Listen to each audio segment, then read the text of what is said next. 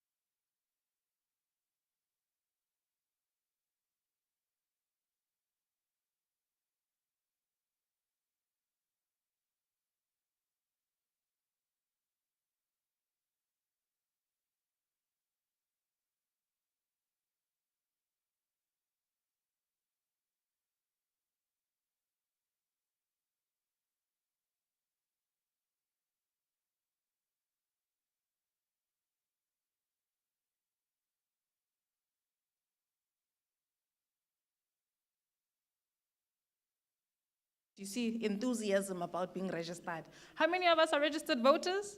Hands, please. I hope the IEC is like taking notes, because we even have some management not picking up their hands. Side eye. I'm glad to know that you're registered to vote, and I can understand also when you live in a city like this, local government elections mean we don't know exactly who we are voting for. We don't understand what it is that they do for us. What does the municipality do? Yesterday we were at an activation and I said some very, very, very, very worrying things. But I am going to leave you with the fact. Did you know that our local municipality is investing in the beaches all around? They are going to pay 1.5 million to set up a toilet in Sardinia Beach. Did you know this? No. So if there's 1.5 million being put aside for something like that, how much more can you get to actually help with the waste collection all around? To help with all of the water shortages and the load shedding? Because one thing about PE, it's windy. And when it gets windy, we don't have electricity. So how much more money do you think would be invested if the people used their voices, if they told government exactly what it is that they wanted from them and showed them exactly what it is that they wanted from them? We're going to start very, very soon. Does everyone have a program? This is an interactive session, people. You're going to have to talk at some point. Does everyone have a program? Okay, so we have 3 sessions. Our first session by right is a student parliament. So here we are going to be looking at whether or not student representatives are representing students honestly enough in helping with a lot of the issues that they're facing on campus. But delegates themselves are not the only people who need to talk. There are many things that are affecting us as a society, and it isn't just based on being at school. Our communities that we're living in, riddled with litter and garbage everywhere. We also have a lot of flooding, and we've seen what happened with the floods. We've seen how people have failed to recover. We also know what happened on the 30th of June. The hymns are telling me everything I need to know about the people I'm in a room with. But those kind of things are things that affect us on a local level, provincial and national. So it's important that you use your voice today. I need you to all be able to tell us what it is that you think we can do to change PE for the better. Not just investing in beaches, but also investing in the people.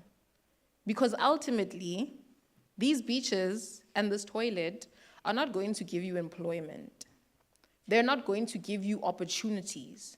But what can is using your voice today, explaining more than anything why it is that the people that we've left in charge are not opening up opportunities for any of us. So, we are going to be starting in about 2 minutes. But I want you all to get comfortable. This program has been put together with a lot of intentionality. Our first session is going to be chaired by Madiba's Youth Parliament over here. Please give them a round of applause. In this session, we will be talking to different members of different student organizations. And from then on, we'll be able to progress with matters. They've been given a delegate brief pack. What this brief pack has is all of the information on different policies. So we're going to be talking about 3 things: financial aid, access and admissions, and student protests. How many of us have been to a protest in the room? Not just a student protest, a protest in general. Ani strike. Kanjan manje. I need hands. First of all, you don't do this at a strike. Your hands are up. So I'm very confused about the lack of hands.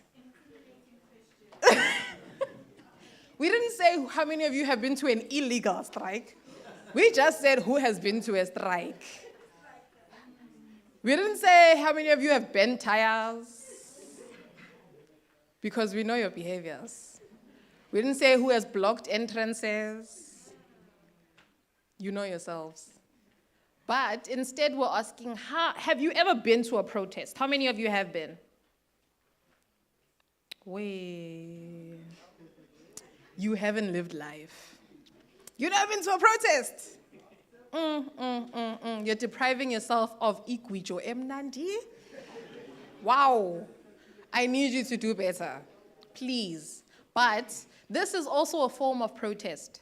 You're able to stand up to people in authority and tell them exactly how you wish that they would carry themselves, how they'd contribute. My delegates are all in the first row because you are very special and you're contributing to the session. It is very important that we all engage with this. It is not just about student leaders, and it shouldn't be just them speaking today.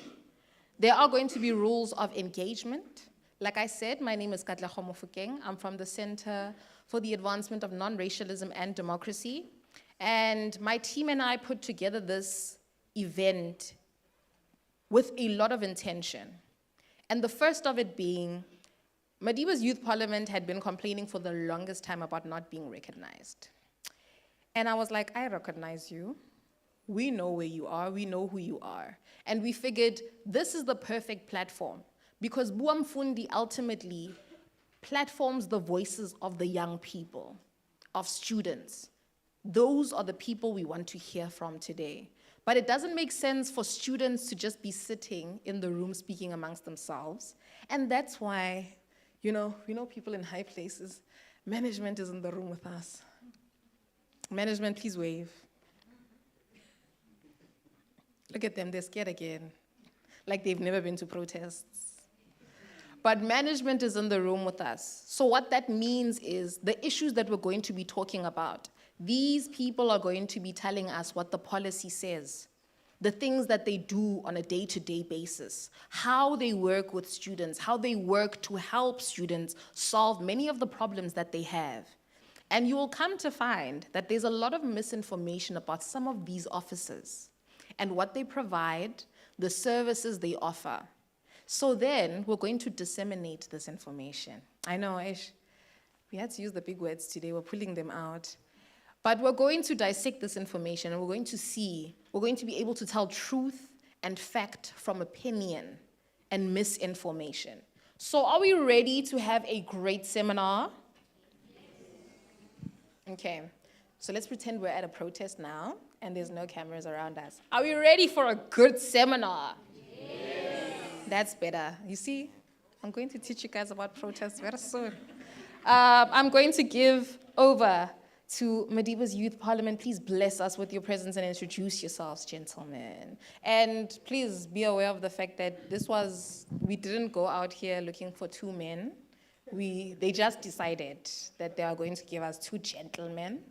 And that's okay, because the women in the room, my delegates, are about to kill the stage in any case. A round of applause for them, please.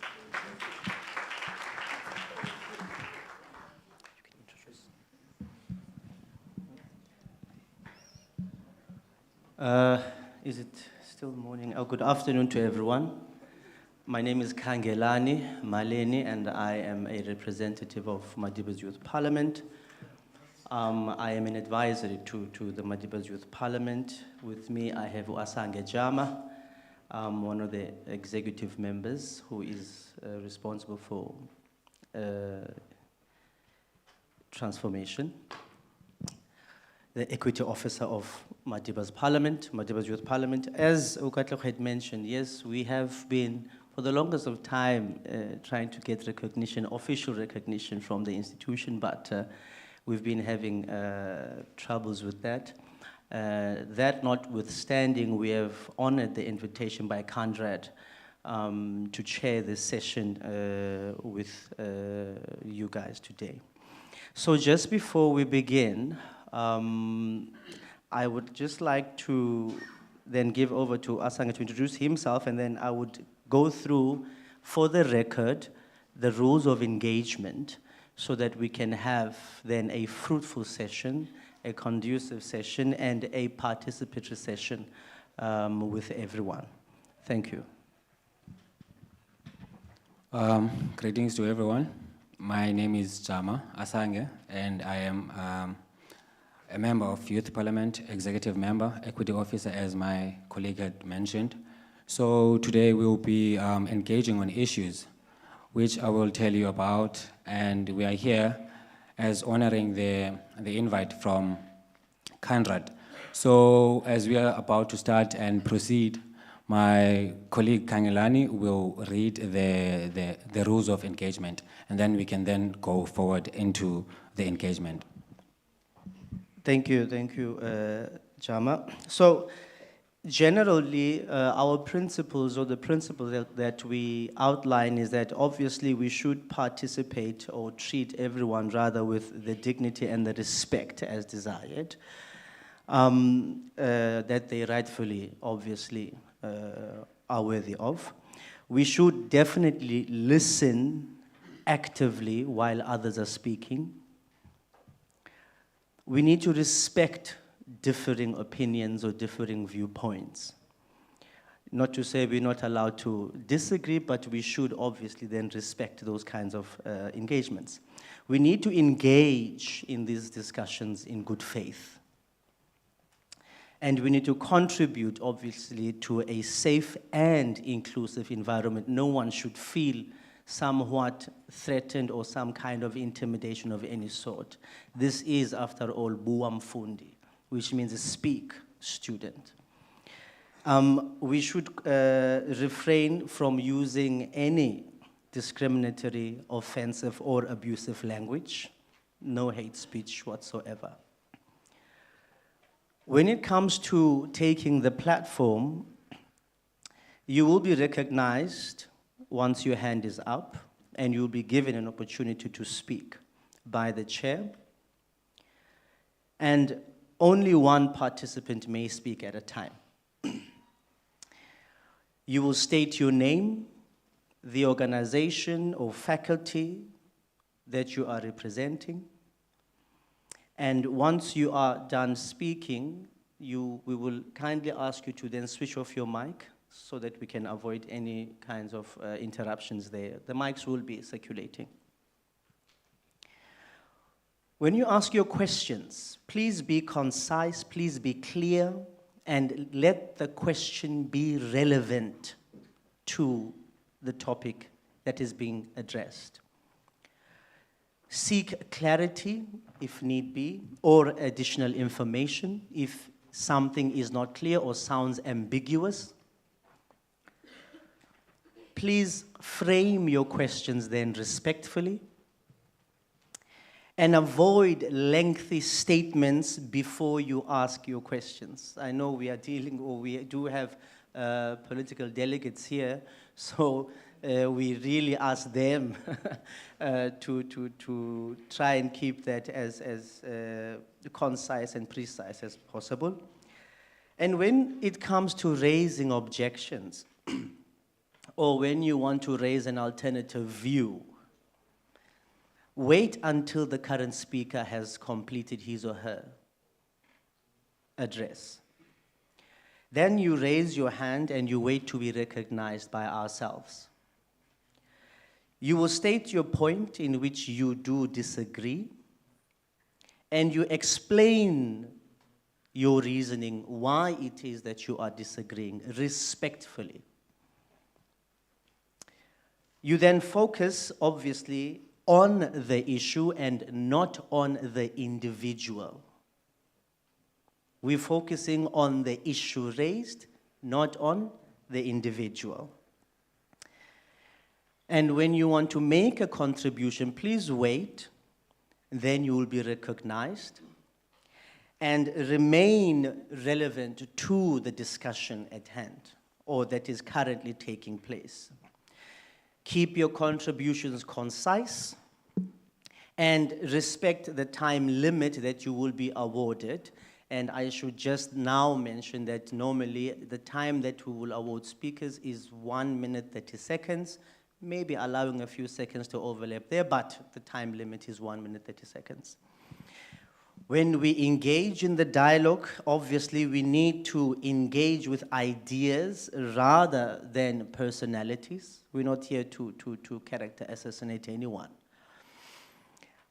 We listen before we respond, as we mentioned before, and we raise different viewpoints. That's why we say, let's listen actively, so we can raise different viewpoints. And if your point has been made by another fellow colleague, I don't think we need to raise that point again.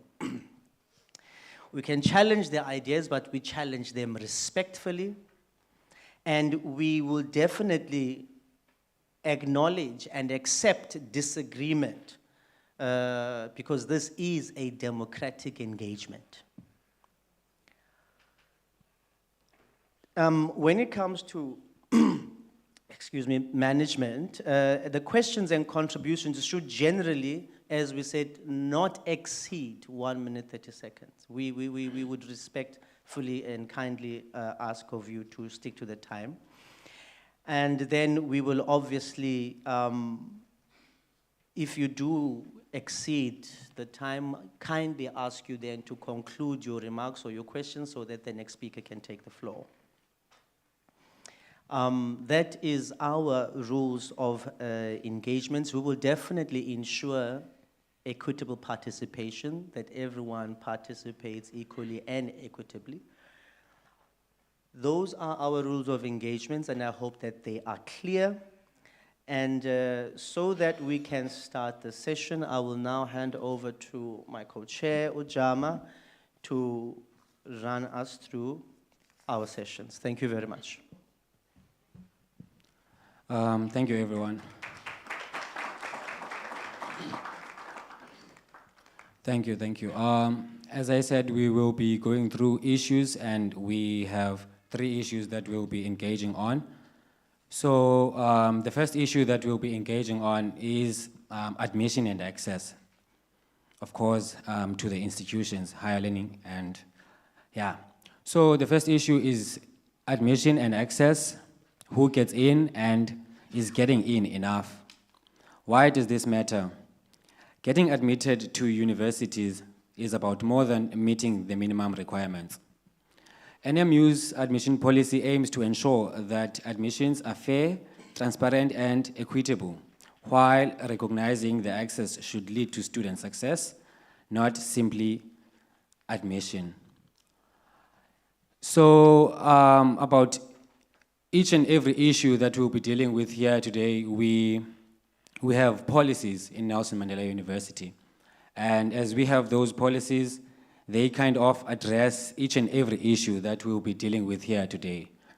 So regarding the issue of admission and access, we do have representative from the university, which will tell us and kindly guide us as to what the policy says about the issue, which is the one I've mentioned before, admission and access. So if in the House we do have an official that can lead us and tell us what the policy tells us about the admission and access in the university, they may kindly switch on their mics and tell us what the policy says about the admission and access in the university. Thank you. Hello, everyone. Other side. There you go. Look at you. Okay, so we are meant to have representatives, and we have representatives from financial aid and those that deal with institutional strategy. Unfortunately, the registrar's office was not able to make it. However, we can give you information on the policy that is relating to admissions. There are certain requirements for people to be able to be admitted into the university. Those requirements are consistent within being admitted every single semester. We have the recognition of prior learning that is also available with regards to admissions into the university.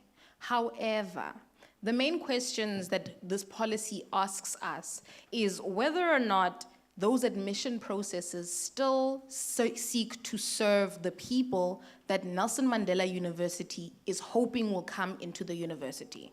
So ultimately, there are certain requirements, right, necessary from all of the people. However, the main question is, does this also apply to children in rural schools? Without the necessary assistance. Access and admission is also important when we're looking at online registration and applications. Are these facilities available freely to everybody? Do we give equitable access to everyone to the university? And how does the university make sure that they take care of the students in the townships, in rural areas, and make sure that they are admitted into our university? Make sure that their stay in the university is just as comfortable as when they had wanted them here. Over to you, Chairs. Thank you so much, Katlego. We also have delegates from different political organizations, which are PASMA, MK, EFF, DASO, and SASCO. So I have a list of questions which I will be posing to them.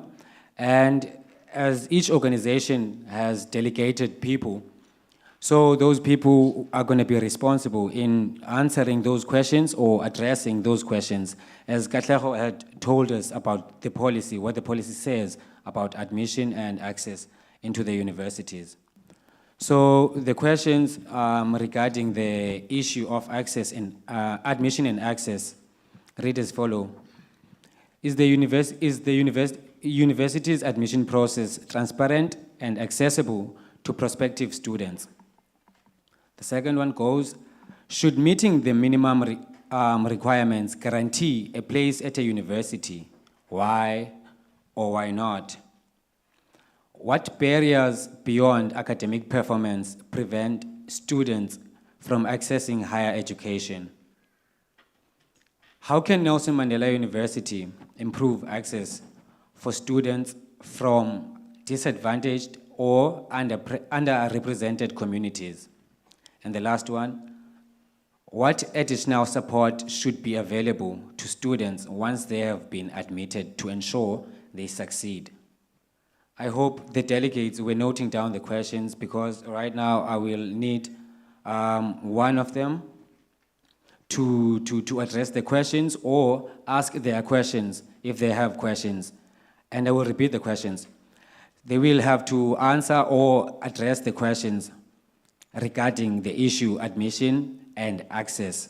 So we have a list. However, if one of the organization feels like they want to go first, they can go first upon approval from my chair. So the first question reads as follows. Is the university's admission process transparent and accessible to prospective students? The second question goes as, should meeting the minimum admission requirements guarantee a place at the university? Why or why not? What barriers beyond academic performance prevent students from accessing higher education? The second last one. How can Nelson Mandela University improve access for students from disadvantaged or underrepresented communities? And the last question, what additional support should be available to students once they've been admitted to ensure they succeed? Those are the questions regarding admission and access to the universities. As I have mentioned that we have various political organizations which have delegated people to represent them here, and those people will now be responsible in answering those questions and asking questions, further questions, if they have questions as Katlego had told us about admission and access.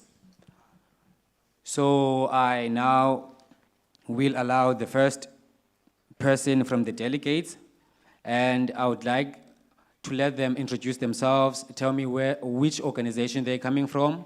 After introducing themselves, they will have then to reply to the questions that I have asked before. And I'd like to highlight that each speaker will be given, as my colleague had mentioned before, 1 minute, 30 seconds per response, and you may be allowed to finish your sentence or wrap up whatever you were, you were saying. And then after that, we will have to move to another person who will be responding to the questions or asking further questions if they do have further questions. Thank you. If you are ready, you may simply raise your hand and I will note you, and then you'll be given time to speak.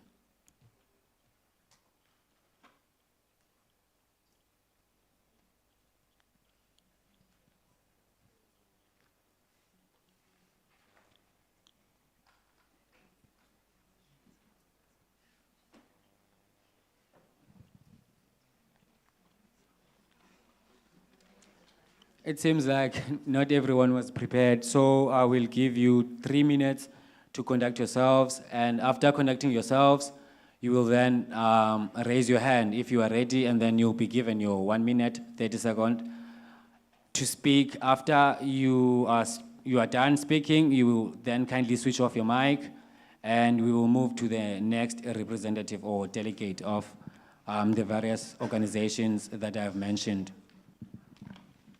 Chair, may I please be recognized? Yes, you are recognized. Okay, so the reason why these questions have been extended to our political organizations is because of the fact that one of our political organizations, they will not be mentioned, but they'll know that they had a Sizofunda Ngenkani campaign at the beginning of the year. They are familiar with the admissions process and have assisted students in registering. Another one of our delegates, who are sitting closest to the chair, mind you, had a campaign themselves. They assisted students in registering, not just for accommodation, but for registration in the academic fields. The reason why we're asking these questions is that you deal firsthand with these students. You know best how to help them and how the system itself has sometimes failed the students. So, when we ask the questions, is it equitable and fair and transparent? How many students have you come across for the first time who didn't know about admissions requirements? They didn't know about the N+ rule, who didn't understand that these things, these academics that they would go into, would ultimately affect their funding. So all of these issues overlap. But the main reason why we brought up these questions is because of the fact that all of the organizations in their room have dealt firsthand with a lot of these issues. And I expect that if we scroll down a lot of your Facebook pages, we will find the truth. So ladies and gentlemen, I hope we've given you enough time. Please help us honor it and allow the chairs a chance to identify you so we can have this engagement.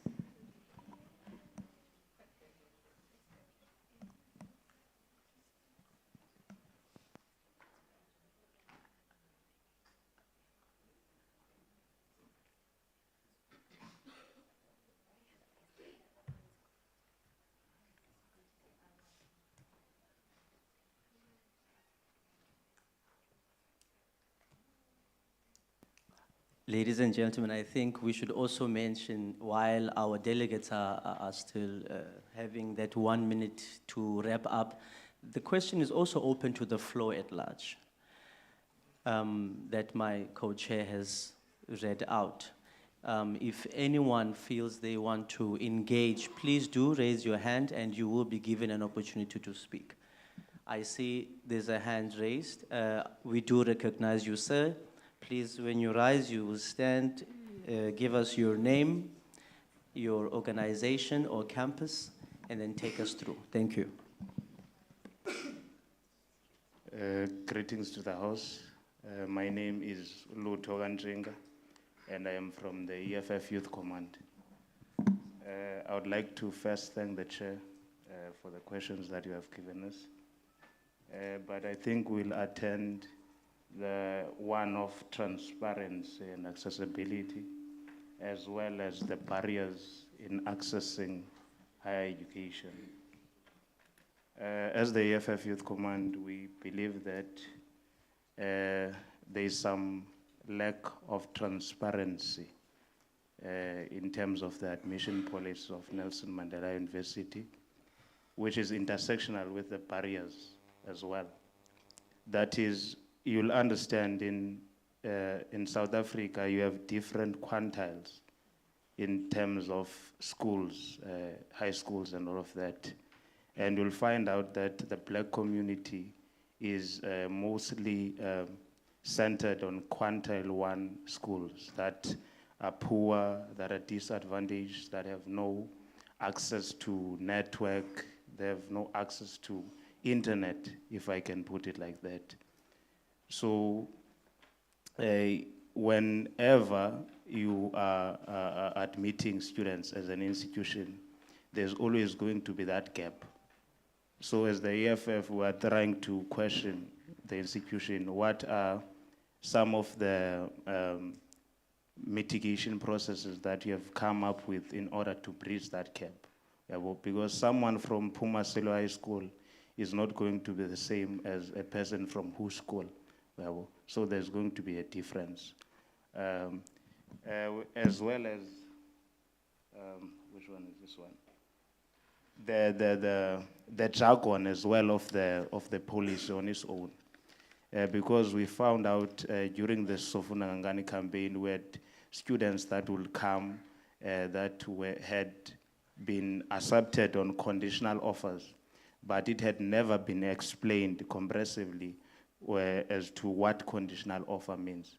Because there's been, in the past, the system that was used, it was provisionally funded.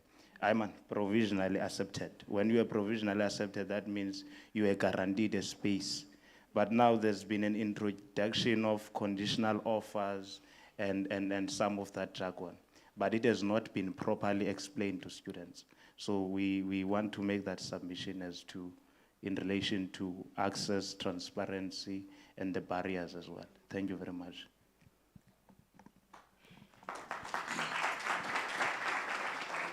Thank you very much, Lutho, from the EFF. I think you raised very important contributions there, particularly regarding the issue that now we are living in an age of technology that keeps on improving every time, and we see that admissions to university now, particularly now we are talking about Nelson Mandela University, are online. So we register on, we apply online, we register online. And if you have regard to the issue that from rural areas, then we have this issue of internet access. How then do we deal with that? How then does the institution go deeper down there and address this issue? Because it's not quite an easy access, if you like. So also, I like, or rather you also mentioned another important issue of this, the new jargon, and new jargon is very, very striking for new students because you're not familiar. So we need to understand, and you need, we've all had this experience that moving from high school and coming into university, it seems that there's a huge gap between the two and there's no bridge from the one to the other, particularly from basic education to higher education. Now with the introduction of such jargon, for example, where now new students or prospective students must familiarize themselves with less knowledge of what those actually mean on paper, we need more intervention from the institution. Thank you very much. We would now recognize another speaker if they would like to take the podium. We recognize you, sir. Thank you very much. Um, Good afternoon, everyone. My name is Elitu Galatile. I'm a SASCO member, Secretary of Claude Ravane branch. So I'm gonna to take that question of transparent of the university. So as my leader there reminded us of the right to learn and Rufuna Ngenkani, that spiked something that we came across when it is that time of January. So we have a lot of issues, first of all, of students who are coming from their homes without knowing their admission status or their NSFAS funding status. There's a lot of issue whereby a student doesn't know the connection between NSFAS and the university itself. Because now we have a problem whereby a student come here without being cleared. The student doesn't know whether the clearance SMS come from NSFAS or the university, because a student applied on NSFAS portal, not a university portal, and then applied on a university portal alone. So there's that confusion of students who will come by here to school and then think once they got admitted to school, once they got admitted to school, they think also the funding of NSFAS also too approves. Because now we had a major of students whereby a student is here, doesn't have a res, doesn't have a funding. And then now we have those problems, because now if there is a student coming from Durban, doesn't have money to go back to home, doesn't know nothing, because now he or she just saw that status said approve. So on that transparency, I think there must be much communication on whether a student, when that message of the university sent that you're being cleared, it must also implies where a student can come to the university. And also the same thing as the residence issue. We have students on January looking for res because they didn't know where to go to apply for a res. I think I covered it. Thank you.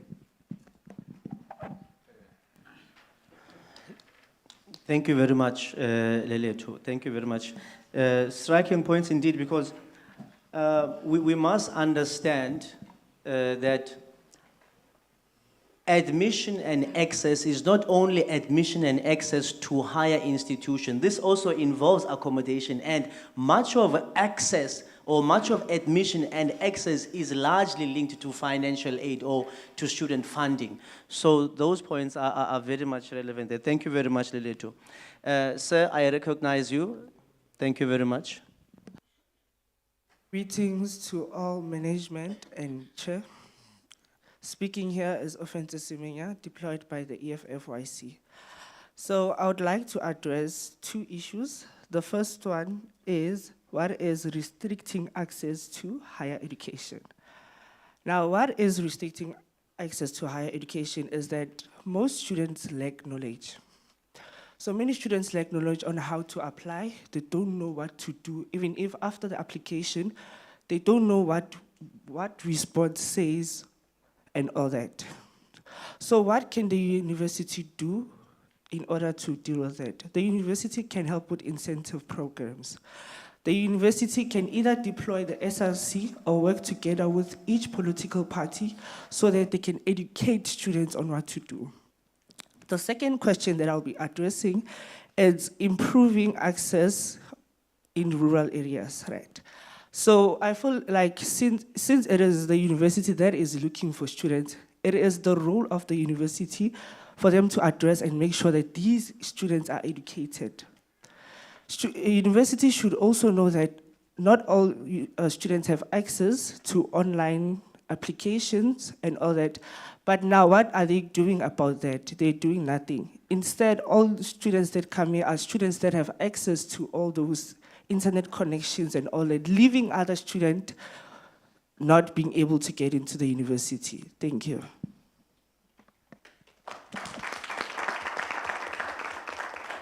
Thank you very much, Okhense. We recognize you, sir. I will come to you. Can I recognize the gentleman next to Okhense? Thank you very much. Thank you. Greetings to everyone. My name is Ndimpiwe Kanza from MK. Mine is not a question, it's a comment. Last year, on 2024, during September, the admissions convened all student organizations together with the SRC to introduce a ranking system. The system that we were using before, it was first come, first serve. After that, a lot of things changed to the admissions policy. Last year, we received 360-something thousand applications, whereas university will only accept 8,000. So what about 57,000 provincial accepted students? So there is a lack of access, especially from the black child coming from rural areas, because the system itself is now being designed to exclude, to minimize the access for poor black child. Unlike learners that are starting or learning from private schools, who are now competing in terms of access with those learners, which make things difficult, as our comrades have alluded that students from learners from Quantal 1, where there is no electricity, no bridge, etc., etc.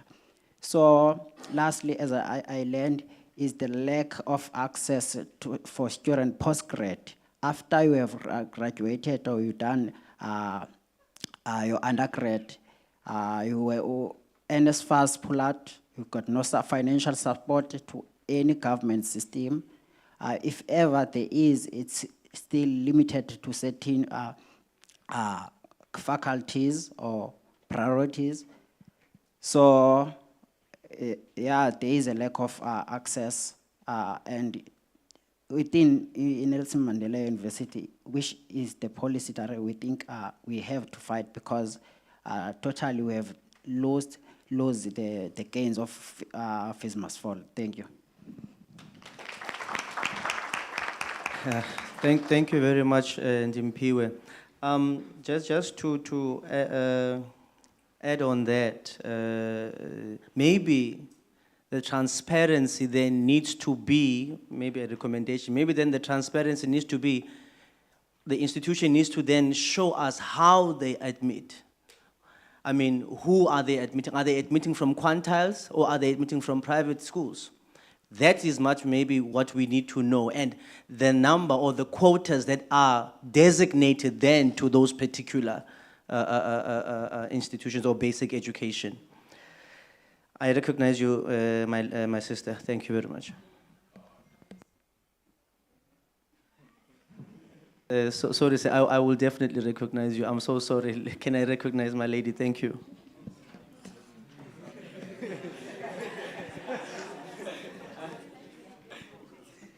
Okay, let me take your point, sir. Please have your mic on. Can we give him a mic that is working? There's a mic this side. Yes, sir. It's working. Oh, hey, Chair. Sundi nansuka, Chairman. I'll end up and as we can conclude, but indeed the university, it is not transparent when it comes to admitting students. As we all are aware, but we have students from rural areas. But the thing is, what is the solution? Can I just stop you? I'm sorry. Yes. Can you recognize yourself first? Thank you very much. I am, of course, a member of Umkondo Student Movement. As I was saying, we do have these problems. What about those of students from rural areas that were not able to access internet due that because of they are from rural areas?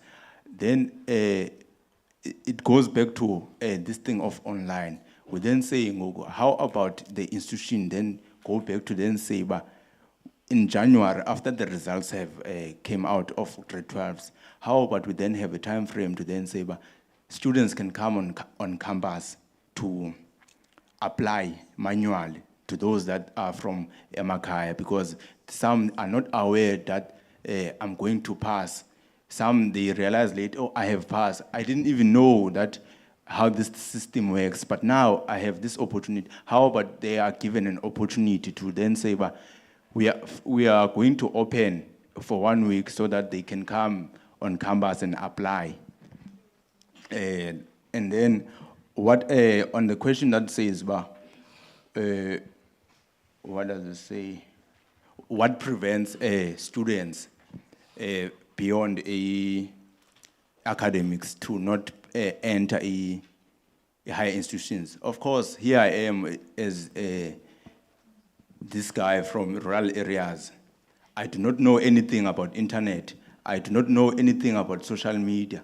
Those are the things. And then now I have passed matric, I'm from this poor background. Then comes, but am I going to higher institution or am I going to work? It is those things that our fellow students from disadvantaged that are facing it, that after matric, is it work or am I going to varsity? So it goes back to the thing that they need to be well equipped from high school to then say, but the university towards prelims, we are deploying student leaders, or we employ people to then to go to rural areas schools to then provide or can apply for these kids. To in NMU, we went to Mahlangen what high school. We apply for these students so that in January they can get the response, and they should also work on their responding on how they respond to students. It must not end there by the email. SMSs, calls to then say you have been accepted, you have not responded, so that students don't end up losing their space because they didn't have internet or data. Thank you. Thank you very much, Ibongwe.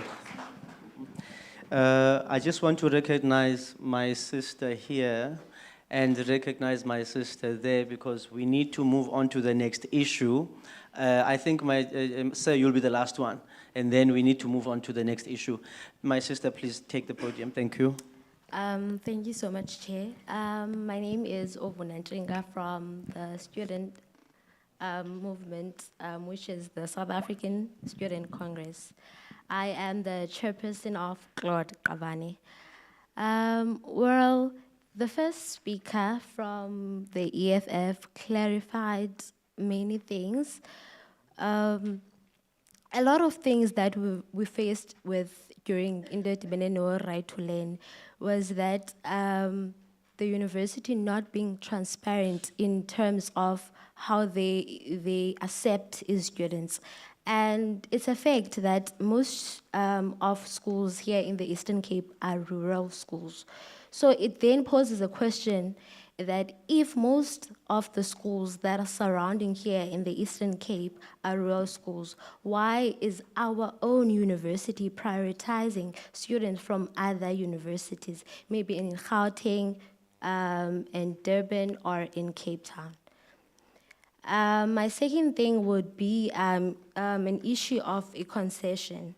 We have an issue of a concession that excluded first years from in terms of them applying for concession, which paid for their down payment, their academic year, so that they could register for their academic year, which is 2026. Well, previously it was not done like that. When I got here in 2024, I could register with a concession, but this year they told us that first years are not, they're not able to register via a concession, which posed a really, it was just a tragedy to see many people leave going back home, because some bursaries, they allow you to first register, show the proof of registration so that they can kick in and give you your funding. And another thing that we analyzed during the Right to Learn, the university has this tendency of trying to swipe away into the Benin student activism. I don't know if we pose a threat to them, and it's not supposed to be like that, because we're here to help them, and we're mandated, Tina, to help students. And now, but it should be their top priority, that they should serve students, and whatever that rolls around their lives of students should be their top priority. Whether it's safety, whether it's anything, it should be their top priority. My Another lady, thing. you'll have to wrap up your last sentences now. I'm Oh, sorry. okay, I'm sorry. Another thing that we have noticed at the South African Steering Organization is that whenever we go into offices, whether your financial aid, whether your accommodation, first time you enter, they say, hey, we don't need any steering organization. And you're just there to just present your solutions, like what can help with this certain solution, problem. Because another thing, sorry, Chair. Another thing that we have faced that the certain on-campus accommodation, their rent per month is overlapping the rent that NSFAS is paying. So it becomes a huge problem. Now we're having students to pay top up, and a lot of students here in Nelson Mandela are from underprivileged communities. Can we Thank you. reserve that one for financial aid? Thank you very much. Thank you so much, my sister. My sister, yes, you have the floor. Okay, greetings everyone. I am Nkosazana Yolanda Mtweni from DASO, and I hear that there are a lot of questions that have been posed, and and solutions brought by our fellow EFF members, saying Oguti they would like that they would deploy members from the SRC or student political organizations onto the field work, basically into different provinces, so that we can enable them to assist students with applications and access you get into the university itself. So I firmly agree with that, but it's a systematic manner to say that each individual, or rather each province itself, can have a place whereby they can guarantee students to say, if you do not have access to internet connection, you can come to a certain school that can enable you to apply for university itself. And there's also a question to say, I feel as though the FIS body system, which is handed forth by the university itself, to say that they are giving students much support. I feel as though it's not sufficient enough. I feel as though there should be more support for the second years, for the third years, and also postgraduate. Because in as much as you could be a first year, but you could be a first year not knowing how to get into second year. And another thing would be the different access to information into higher education. I feel as though as Black students, we are always taught, get your matric results and go on to further education. How do I do that? That's the first question we ask ourselves. And I feel as though it's not answered clearly, hence we get students that are lost and that are segregated, as he had mentioned, controversies had mentioned, Uguti. What about the 50,000 students that have been left provisionally funded? I mean, provisionally accepted into the university itself, And this leads me on to my last point, which states that I feel as though the university itself, in as much as it says once you meet the minimum requirements, we grant you an opportunity to get into the university. I feel as though it should class students within you meeting the minimum requirements, let it be class A, class B, and class D, so that once you've reached your 70s, your 60s, in a certain faculty, that in engineering, I've gotten my 70%, I'm in class B, and that will immediately guarantee me a space into the university itself, because it's quite vague for us to meet minimum requirements, but still not be able to make it. Thank you. Thank you so much, Nkosazana. My dear sir, can I just maybe come to you later on because we need to move on to the next issue because our session will end and we need to give the other speakers which are here their opportunity. I will time you literally. You must be very, very short then, extremely short. I recognize you for now. Yes, Leletu, come. I recognize you quickly.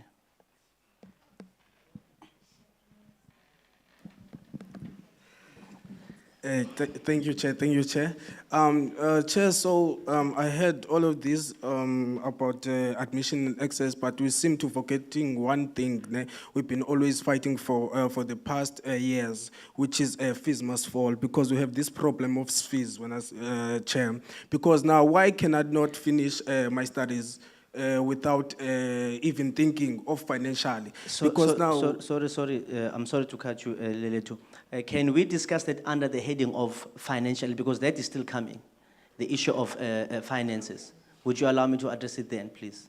Chair, but it falls what the barriers. Okay, then come into it, okay. Yes, which are the barriers that the students faces to access education? Already, as I said, Chair, you have to add another time because you disrupted me. So, Chair, we are facing this thing of fees must fall, because that thing hasn't ended yet, because now we're still in the transaction of financial, because I cannot study without paying money. That's the reason there's NSFAS. My question was that, why can I not study and finish my degree without even of thinking financial issues? Why can I not think financial issues after I obtain my degree? And then I could think of that, I could pay the school. Because I remember from the years back whereby you can go to school and then think about financial issues after you have obtained that degree, whereby you make an agreement that when you are working, you have to pay this centered amount each month to cover those financial issues. That was my question, said to make it short as myself. Thank you so much, Leletu. And I think it's a good thing I did let you speak because it's a very sensitive issue that you touched there. Before we move on to the next issue, I just want to add on my Nkosazana, because the issue of minimum requirement is definitely vague. Because we need to read into that phrase a certain meaning. Now, when you say minimum requirement, we need to give their words their ordinary meaning. So minimum exactly means that. But we know that in reality, acceptance or rather admission and acceptance is not based on minimum requirement. So I think the institution needs to look into that. In policies, we must always be intentional in drafting policies. In other words, when we're going to use phrases, those phrases must come with meaning. So we need to know, the institution rather needs to be more precise and direct into that. Thank you very much for your contribution in this first session. I will give over to my co-chair, Asange, to take us through our second issue. Thank you. Thank you very much, everyone, for engaging. I can see that everyone now is free and excited, so people are forgetting that there is a time limit. And this session will have to end, not now, of course, but we have to stick to the rules that we are given 1 minute, 30 seconds per speaker. So, yeah, and also my chair here is not with me. He seems to be so kind with you guys. So I think now we are ready to get on to the next issue, which is financial aid and student funding.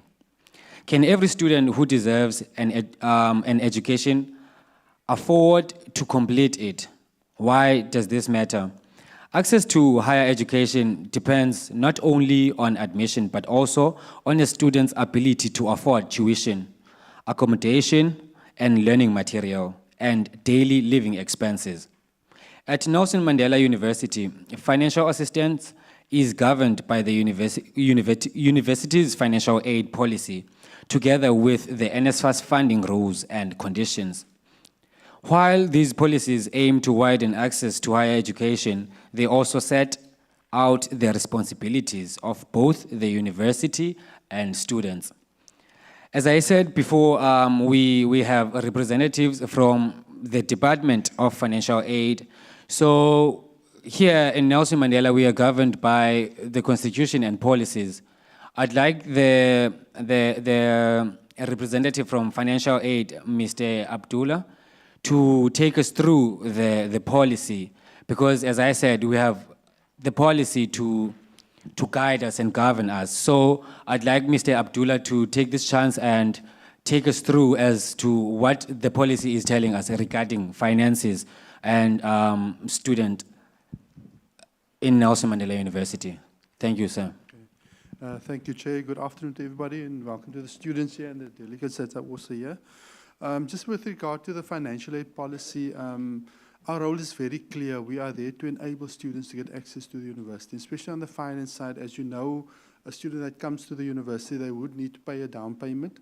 So the university, to make access in terms of the policy, is that we do offer the Scholar Merit Award to the students. We do look at the academic results of the, not academic results, but the matric results, and based on that, we normally communicate those to the students. So we do that very early in the year. As soon as the results are released, to allow students, we actually send them communication. And that's why it's also quite important, because we work off the information that as a student you apply on the system. So it's very important that your contact details on the system are correct, because often when we send out communication about those students that qualify for the Scholar Merit Award, we send it to your email address on which you applied. So it's very important as well. So the university, as financial aid, that become available to the student as well.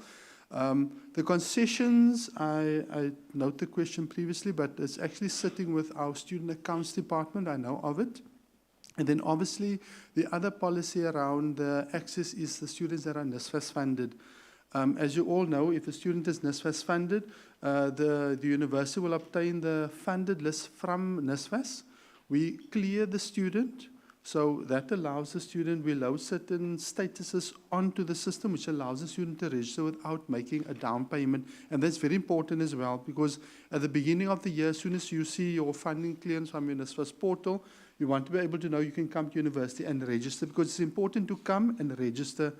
We often find students that come to university and they're not registered. You know, they wander around and they just don't know what to do because they're not registered. So I think it was touched on earlier about the education being very important to the students, especially the scholars coming in, the new scholars or students coming in, man. But in terms of the policy, so we have the Scholar Merit Award, and obviously we administer with NSFAS to make sure that students have access to. But it's important that the student, I must reiterate, they must monitor their NSFAS portal around it, man.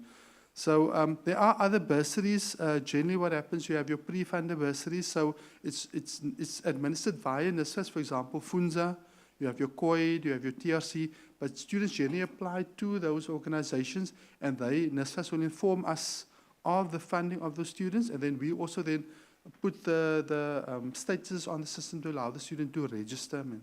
So there's a lot more I can cover, but I know we're limited in terms of, but I just want to reiterate in terms of our office and our role is to ensure access to the student if they have funding. Okay. I hope that covers. Yes. Thank you so much. As I said before, that we have questions regarding each issue, so we're gonna now allow one representative for each organization from the organizations I've mentioned to take note of the questions I will be reading to you, and then respond, and then the questions will therefore be extended to the whole floor at large. So the questions I have regarding financial aid and student funding, I hope you are noting because we do not have much time. The first one goes as follows. Does the current financial aid system adequately meet the needs of students? The second one, what challenges do students continue to face even after receiving financial aid? Third one, how can communication between students, financial aid, and NSFAS be improved? How can communication between students, financial aid, and NSFAS be improved? What role should the university play in supporting students who are academically eligible but face financial barriers such as historical debt or outstanding fees? What role should the university play in supporting students who are academically eligible but face financial barriers such as historical debt or outstanding fees? The last one. What recommendations would you make to improve student funding and financial support at Nelson Mandela University? I'll repeat them lastly and I'll be fast.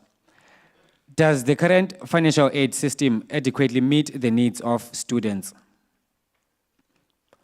What challenges do students continue to face after receiving financial aid? How can communication between students, financial aid, and NSFAS be improved? What role should the university play in supporting students who are academically eligible but face financial barriers such as historical debt or outstanding fees? The last one, what recommendations would you make to improve student funding and financial support at Nelson Mandela University? As I said, we have political organizations, so we're going to allow one speaker per organization. And then we're going to allow them 1 minute, 30 seconds. After that, we then extend the question to the floor at large. Thank you.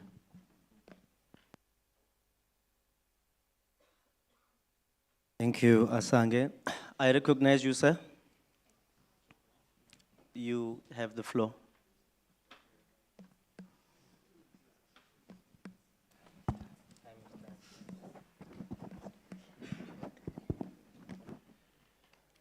Thank you very much, Program Director. My name is Inam Baleni, and I am a chairperson at Yolanda Kuma branch.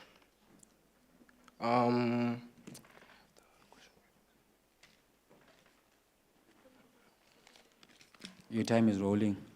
Okay. You asked what challenges students face on financial aid, and allow me to go back on an experience that reflects today to us. That's an experience to us. At the beginning of this year, we distributed sandwiches at one of the residences at North Hector Peterson, whereby we gave them sandwiches and loaves of bread.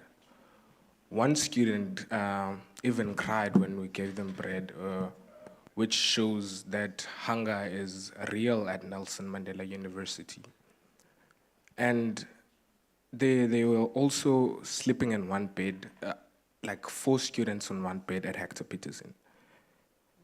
There were over 8 students in one room, which showed the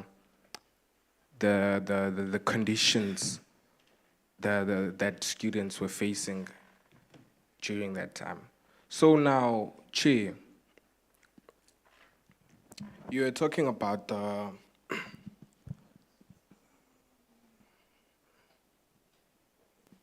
sorry.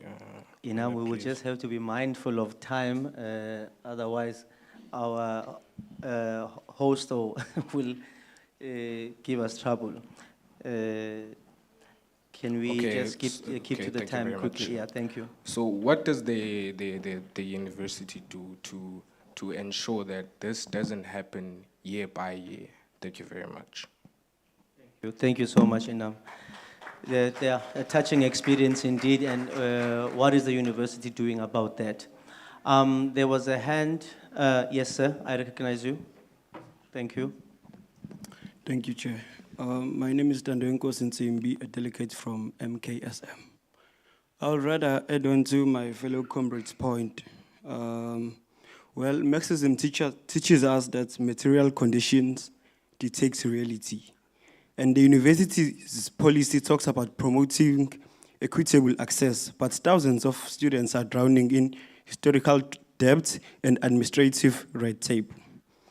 Here's an example. If a student stomach is empty, if they are worrying about where they will stay or sleep tonight because of delayed NSFAS allowances for food and rent, academic success is impossible, first.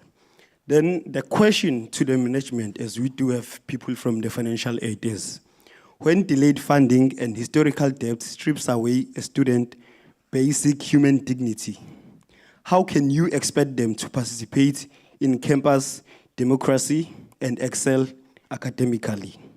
Second question is, what internal mechanisms are you deploying right now to clear historical debts instead of hiding behind NSFAS technicalities? Because financial aid in the university management, they tend to shy away from taking responsibility and accountability and hide technical NSFAS technicalities. Thank you, Chair. Thank you so much, Tando. I will recognize you, sir. Just to add on that, I need everyone to be aware, since the majority here are students, we need to be aware of Section 29(1)(b) of the Constitution of the Republic of South Africa, which does guarantee access to higher education, right? But there are conditions under the Constitution. But now, none of you here are subject to those conditions because you already have access to education. So you are here already. But once certain rights are not met, then it seems as though the institution is interfering with that right. And now we've had a lot of constitutional court judgments which speak against interfering with someone's right to education negatively. For example, what you were mentioning, 8 people in one room, how can that be contributing to education, for example? I think those are some of the things that the institution needs to take into account. But yeah, I recognize you, sir. You had your hand up. I think it's Luto. Yes, I recognize you, Luto. Thank you. Thank you very much again, Chair. I think you raised important questions, and as the EFF Youth Command, we're going to touch base on the communication improvement between NSFAS students and financial aid, and students that are academically eligible, but they still face barriers because of historical debt and all of that. I just want to first commend Mr. Abdullah for the school merit award that you are offering students. I think it's a very progressive initiative on its own. But going to communication improvement, we've been having issues with communication. I think there's a flaw in the communication between NSFAS students and financial aid. Because you'll find out that there's a student that has a problem with funding. Whenever they go to financial aid, they are referred to NSFAS. Whenever they are referred to NSFAS, NSFAS refers them back to the institution. So I think that there needs to be some sort of balance there. It's a problem. And you'd find out some of those students end up being evicted from their places of accommodation because of lack of communication. And you find out that their issues are sorted at a later stage because of a communication issue. I think that they should fix that issue because it's a problem on its own. And the academic eligibility, but having historical debt and all of those things. If you remember historically, in 2024, when we're in governance as the EFF Youth Command, we came with a very, very progressive initiative, which was using funds from the SRC to assist students that were academically eligible for them to find funding, to find accommodation. But I am questioning myself today when I don't see such a progressive program not continuing. I'm not blaming anyone, but yes. I think that program was very progressive, and it's a program that must be brought back. Thank you. No, I want you to wrap up, Luto, Oh, because no. time is against us now. Okay. And I do want to give the financial aid representatives an opportunity to respond at least for this particular session. Thank you. Yes, and it was very, very, very progressive. So I'd like such programs to be brought back so that they can assist students that are academically eligible, yabo, as well as the issue of defunded students, challenges that we're still facing. And I believe that some students have been wrongfully defunded. So I think financial aid needs to fix their issues. There are a lot of issues in that department. Thank you very much. Thank you, Luto. Thank you. Did I see a hand somewhere here? If not, then I would like. Oh, sorry, Lilito. I will give you. I will give you very little limited time. 50 seconds is what I will give you. Then I need to give to Mr. Abdullah. Thank you. Thank you, Chair. Yo, no, what one they are Chair, what I want to know from the financial aid is the connection they have with NSFAS. Is it only transactional, or there is beyond more connection? Ne? Because now you will find that when a student is being defunded by NSFAS, there's a communication coming from financial aid, coming through my email that, no, you're on the list of defunded student. But now I want to know whether if financial aid ever asks a question from NSFAS that, why is this student being defunded? Because now we go to financial aid and ask for the reason, because I cannot be defunded in the middle of the year, out of nowhere. I need to know the reason I'm being defunded. I need to know the reason why my funding has some issues. So I want to know the connection, because now we don't have clarity on more what is happening. We only hear on you are defunded, you cannot receive this, you cannot receive this. So I want to know the connection that they have. Is it transactionally only, or is it financially only supporting us also? Thank you, Chair. I don't know if Thank you. No, you kept your time, Leletu. Thank you very much. I am very worried about the time that we have. Can I just give Mr.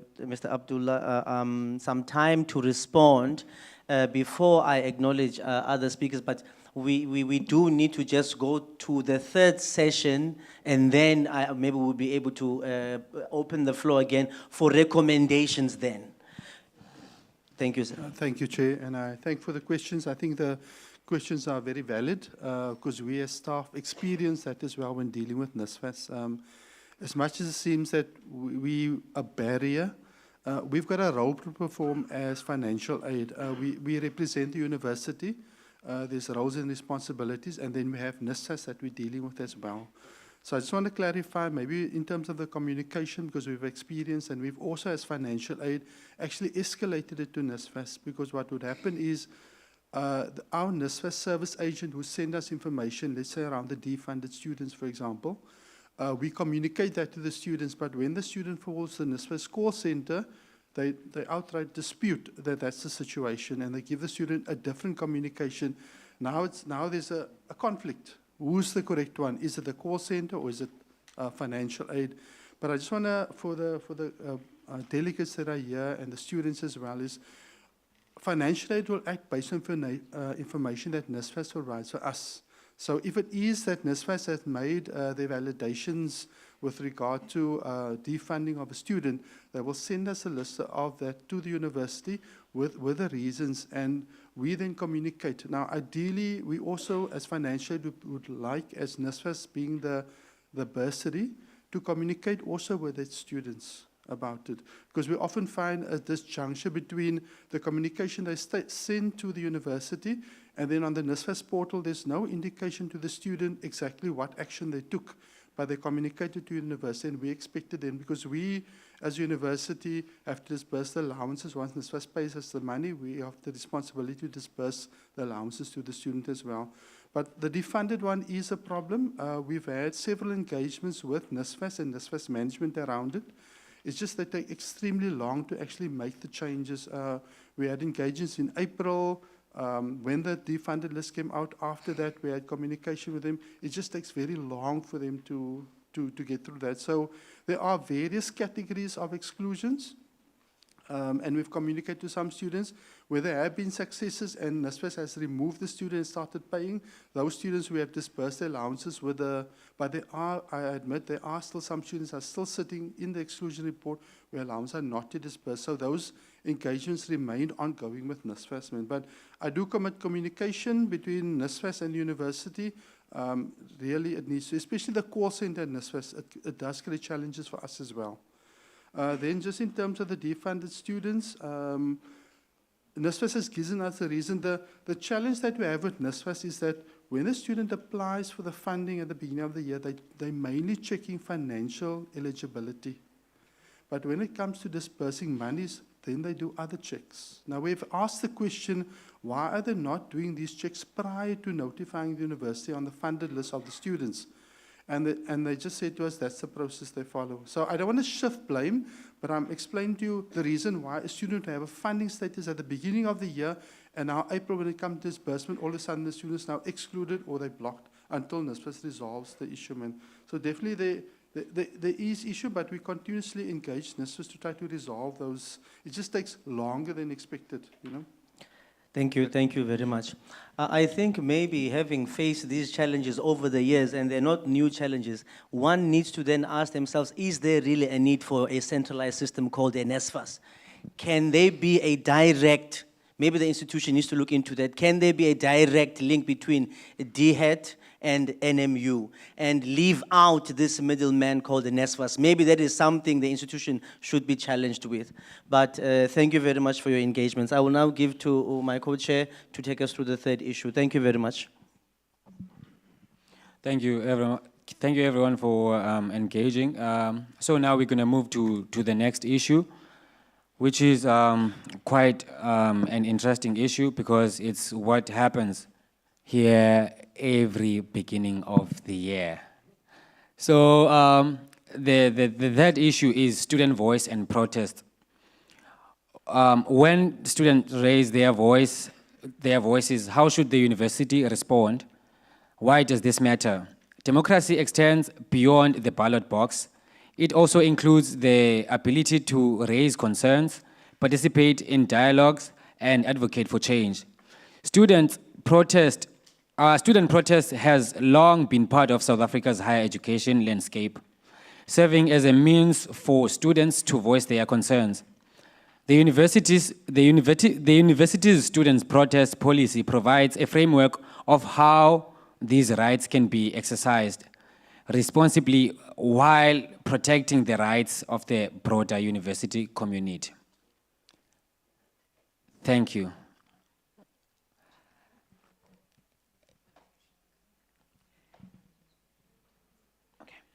So as my facilitator is telling me that we have only 1 minute, so basically that means the time is up.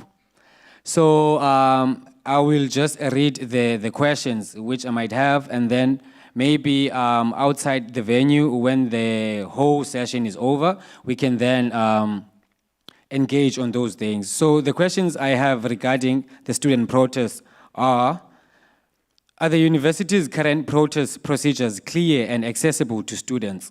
That's the first question. I hope you're noting them as you will be discussing them outside. What responsibilities do student leaders have when organizing protests? The third one, what role should protection services play before, during, and after student protests? The last one, how can students and university management resolve grievances before they escalate to protest actions? Do you need me to read the questions again? The first one, are the university's current protest procedures clear and accessible to students? What responsibilities do students do student leaders have when organizing protests? What role should protection services play before, during, and after student protests? The last one, how can students and the university management resolve grievances before they escalate into protest action? Thank you everyone, ladies and gentlemen, and unfortunately, our time with you is over now. Thank you.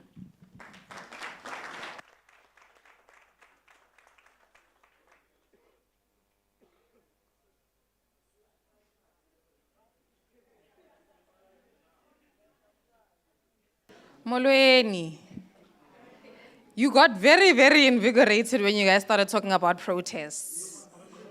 Amakabane.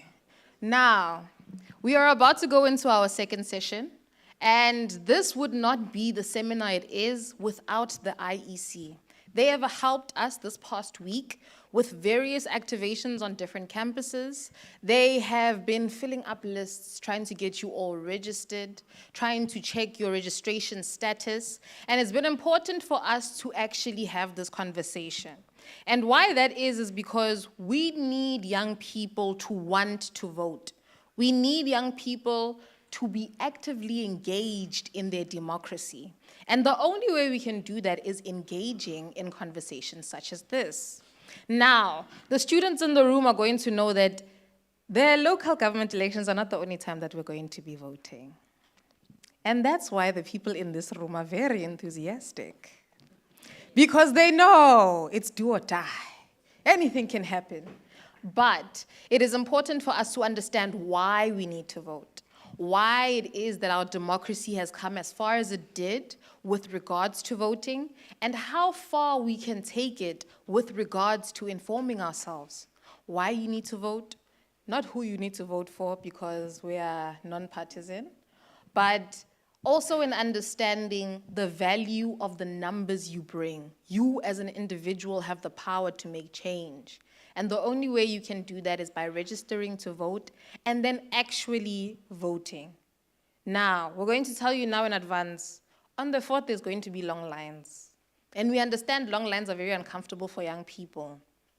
But maybe you should go squat deep to those lines, set up a picnic nyana, get comfortable, so that when you get to the front, you are fed, you've had enough dialogue with your people that you actually do vote. I'm going to hand over to the one and only Miss Lynn Jason. Please give her a round of applause. Good afternoon, everyone. Thank you, Kat, for the introduction. My name is Lynn Jason. I am the Regional Outreach Officer in the Nelson Mandela Bay. I do have my Regional Assistant Manager, the Acting Regional Assistant Manager with me, that will also be assisting me with the questions that you will be posing to us. We also have our electoral project officers with us and municipal outreach officers in the house. And our municipal outreach officers are the ones that have been on the field during this week. But we have also employed a student ambassador from various municipalities to assist with the registrations that we are so earnestly looking for from the youth. But let me start my presentation off with just giving you a basic background. I'm sure you all know about the Electoral Commission and what we do. But it's important that you know that we are a Chapter 9 institution. We are independent and we are impartial. So we are basically there to strengthen electoral democracy or constitutional democracy. And our responsibility is basically to manage all elections on all spheres of government, which is the national elections, provincial elections, as well as the local government elections. And you know that going forward with the local government elections, it's upcoming on the 4th of November. So we also ensure that all our elections are free and fair, and it's done in an environment where, or it's through the participation of citizens, where you can also ensure that our elections are free and fair. Political parties, you will always find political parties at our voting stations. We also have them as part of our municipal party liaison committees, where we share with them the work that we will be doing going forward into the preparations for any elections, as well as civil society. So you know that you have a right to vote, am I right? You have a right to education. You have a right to vote. So in this right to vote, Section 19 of the Constitution of the Republic of South Africa, the founding provisions of the Constitution stipulates that the Republic of South Africa is a sovereign democratic state on the following founding values. So, universal adult suffrage. It provides a national common voters roll, and that is where you come in. Because every adult citizen who is 18 years of age must ensure that they are registered so that they can participate in our elections. And the other founding value is regular elections. So how many times do we hold elections? It's a question. Kat, is there anyone that can answer? When we talk about regular elections, what do we mean by regular elections? Anyone? Any hands? Yes, sir. I'd attempt to, okay, hi, greetings. My name is Ashley Shabangu. I am a member, I am the Secretary General of MYP, Madiba's Youth Parliament. I'm attempting to answer your question. I think the regular elections that everybody's familiar with, I would think the national elections, which is every 4 years. Am I not mistaken? Or am I close? Close. But it's every 5 years. So the next national and provincial election will be held in 2029, am I correct? Okay. So we're having local government elections now in 2026. So the next 5 years will be the next local government election. Thank you for your answer, sir. So we also have a multi-party system where many parties can register to participate in our elections for the democratic government, and also to ensure accountability and responsiveness and openness. So the adult suffrage and regular elections, as stipulated in the Bill of Rights, Chapter 2 of the Constitution, Section 19, stipulates that every citizen is free to make political choices, which includes the right to form a political party. So as you know, with local government elections and the national elections, you can register yourself as a political party. You can also participate in the activities or recruit members for a political party and to campaign for a political party or cause. Now, with this being said, with the local government election, you can contest an election as an independent candidate as well, not just as a political party. So every citizen has the right to free and fair and regular elections for any legislative body as established in terms of the Constitution. And then every adult citizen has the right to vote in elections and to do so in secret and to stand for public office and, if elected, to hold office. So when we've looked at the right to vote. So when you do register to vote, you must ensure that you're a South African citizen, and only South African citizens can participate in our elections. So when you do register, you need to be in possession of a green barcoded ID or your smart card ID or a valid temporary identity certificate. And if you do not have one, during our registration weekends, on which we will be having on the 1st and the 2nd of August, our Department of Home Affairs will be open on those particular days to ensure that our citizens can apply for their documents so that they can register to vote. You must also be 16 years of age. Now, Kat asked a question, how many of us are registered? And we saw the numbers. how many of us are not registered or how many of us had voted. So you can register at the age of 16, but you must be 18 years to be able to vote. And you can only register in person. We have various options to register. You can register online in the comfort of your home, or you can register on the registration weekend, which is on the 1st and the 2nd of August. Voting stations will be open from 8 until 5 p.m. So once you have registered, you don't need to re-register in future unless you have moved your address or moved from one house to another or from a different town.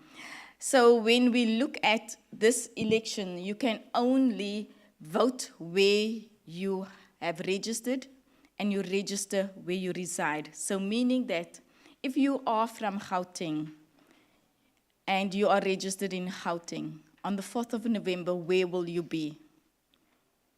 Will you be at NMU or will you be in Gauteng? So as students or anyone that is, any citizen must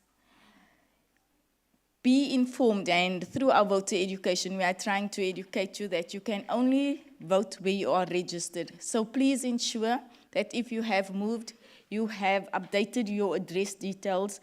Also ensure that you are registered correctly.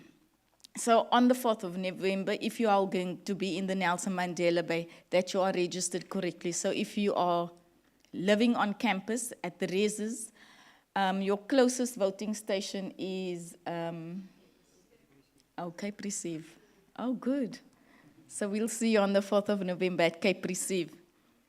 So ensure that your address details are correct so that you don't miss out on that opportunity.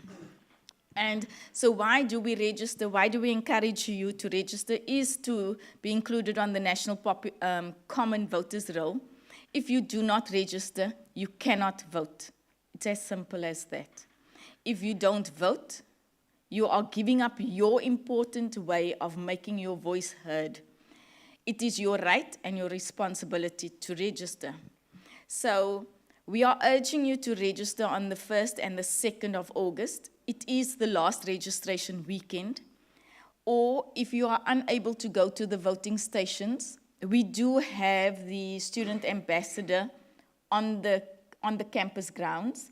You must have seen them in the cafeterias, the various campuses as well.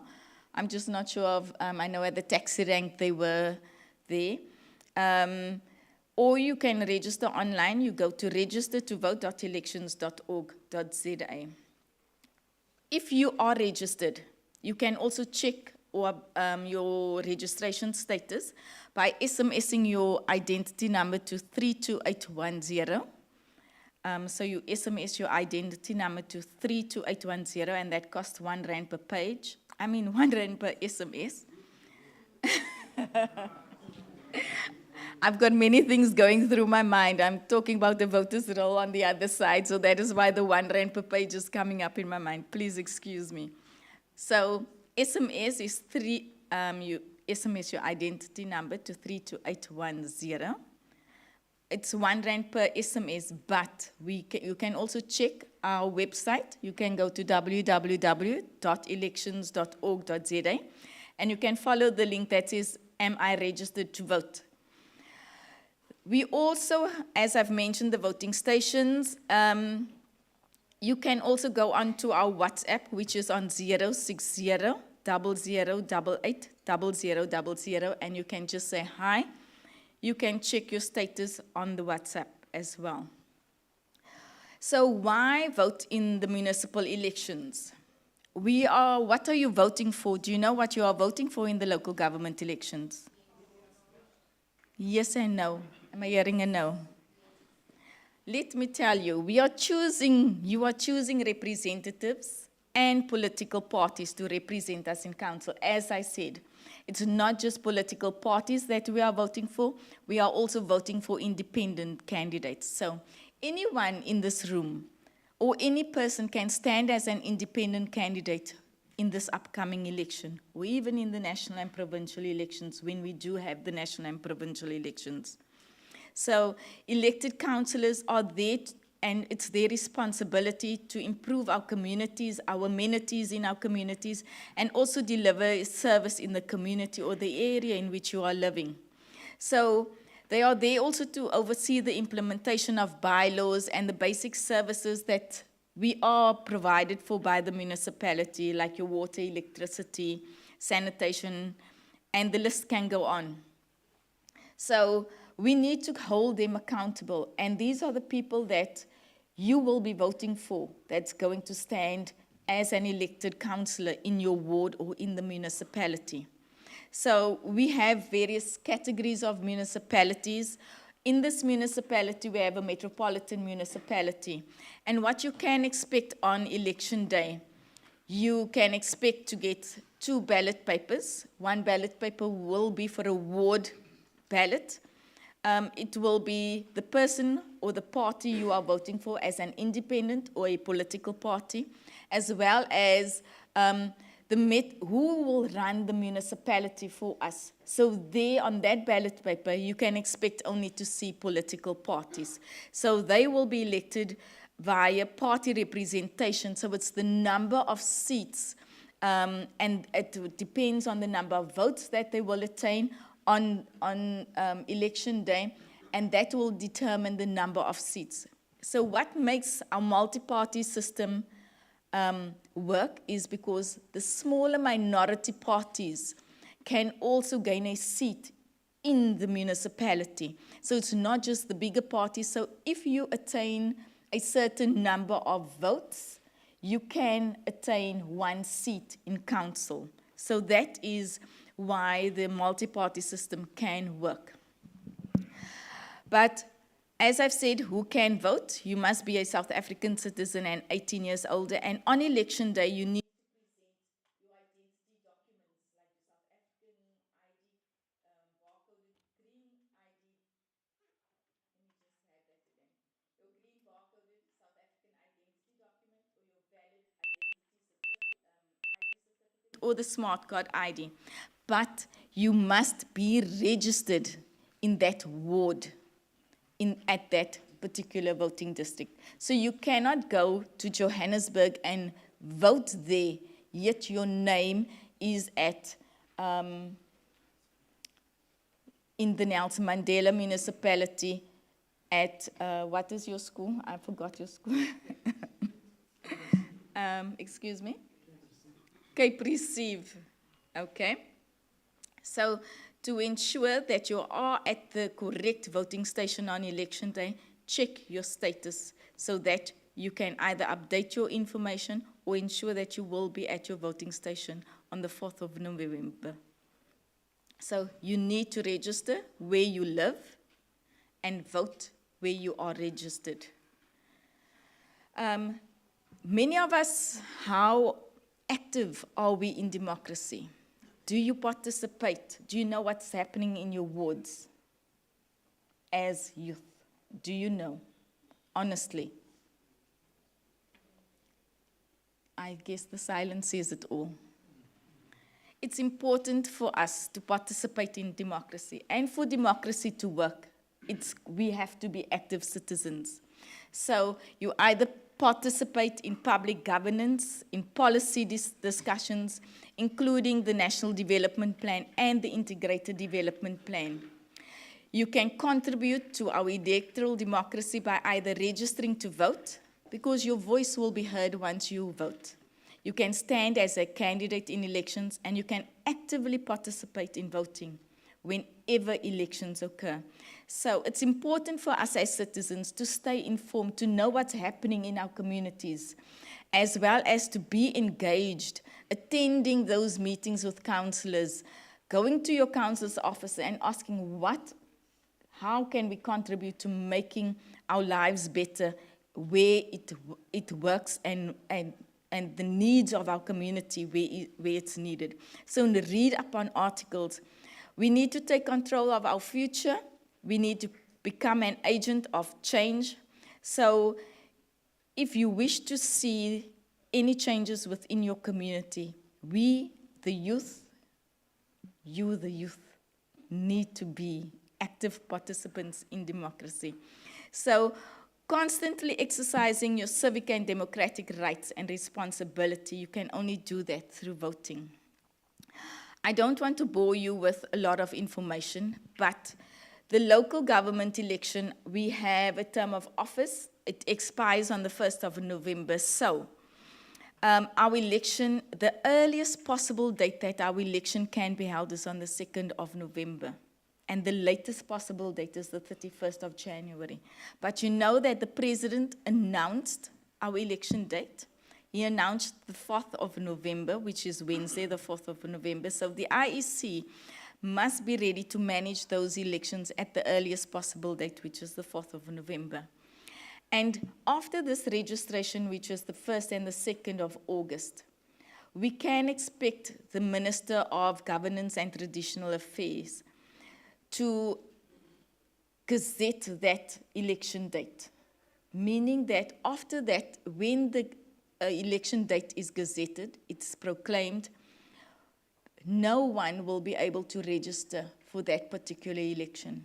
So if you are not sure, register now, but ensure that you are going to put your X on your ballot paper on the 4th of November. Also, there is an electoral cycle, so I'm going to just take you through the various things that you can expect to happen from now up until the 4th of November. But firstly, I need to inform you that for registration, we had a target of 15,000 voters that we needed to register. From April up to now, we had new registrations. We had a total of 20,944 new registrations, meaning that has come from the youth, because it's your first-time voters, which is quite impressive. We also had re-registrations, and those could be due to updating their information, their address details, because we had delimitation. Remember that the demarcation board had come in and changed our ward boundaries. So the IEC had to delimit or make changes on their voting district boundaries to incorporate the new changes that was made. We have not added another ward, but our wards had been retained to 60, but we have had a number of 268 voting stations, so we've added more voting stations. And now again, you will see a change at the voting stations, where we have 10,000, 12,000 voters in a ward, or more than 2,500 voters at a voting station. In the last election, we had various queues. We had long queues. So what we've done, we've added more voting stations or more rooms to a voting station, making it a voting center. So you should not have long queues on election day on the 4th. So we have had 3 additional classrooms. If it's a school, you will experience 3 additional classrooms at your voting station in Summerstrand. And then you will be then divided according to your alphabet, and you will be able to go in and spend as less hour. We are hoping to have you experience the less than 5 minutes inside a voting station for this upcoming local government election. So we have increased our voting stations, and we will be having the additional classrooms then.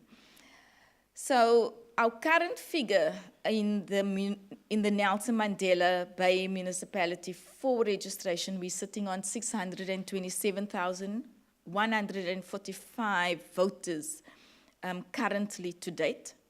And this had been attained through various attempts through our voter education and voter registration campaigns that we have been having, like the one that had occurred at your institution.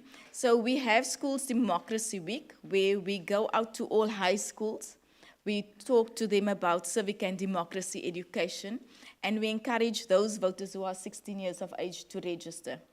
We also have the Tertiary Institution Campaign, where you would see But with this partnership that had occurred this week, we had the additional ambassador from the municipality. I think they're either two, and they will also be registering the youth, yourselves, if you have not seen them. They are busy with registration. And last year we've piloted this program, and in September we've reached 35 campuses throughout the Eastern Cape. We've registered 19,000 youth or new voters just in that 1 month of September, which was awesome for us to see how many youth are trying to participate in this upcoming local government election. So for this month, we have started also on the 20th, when we had started with CANRAD with this voter education, voter registration week. We are also having the same campaign at the various institutions, and we're hoping that it would also bear these beautiful fruits that we will be seeing. Hence, we could have now the additional 20,000 voters that we could have registered. But by the 31st of July, that program will have ended, and then we will see what fruits we have reaped there with our tertiary institution campaign. Let me then, so once we have our registration weekend, which is taking place on the 1st and the 2nd of August, as I've mentioned, we will have our voters' roll closing when the proclamation date is when the date of the election is proclaimed or it's gazetted. Our voters' roll closes. You need to check that your details are correct. On the voters' roll, so you can check. We have the voters' roll will lie open for inspection, and then you can make objections on the voters' roll if your details are incorrect. But further than that, once the voters' roll closes, we will then open the process for those individuals, independent candidates, as well as political parties, to then contest or give their intention to contest the election. Because we do not have the timetable, once the election is proclaimed and gazetted, the election timetable then will come into play, and we will then have dates. So I cannot give you dates as to when candidate nomination will open, but I can assure you, once the election date is gazetted, we will have a date, and it will have a closing date as well. So then, I think today, if I'm correct, we had an online candidate nomination training. So we've trained various political parties, those who are registered, those who are intending to contest the election, as well as independent candidates, could then go on our website and then have the online candidate nomination training, where candidates can then also submit the documents online. We will also have the process of special votes, where those who cannot travel to their voting station or those who are physically infirmed, if they'd like to be visited at home, they can apply for a special vote. So we will have our details ready once the election has been gazetted, or the election timetable has been gazetted. So there will be the opening and closing of the special votes, as well as we normally have a code of conduct that those who had contested the election, they will sign a code of conduct that they will abide by to ensure that elections are free and fair.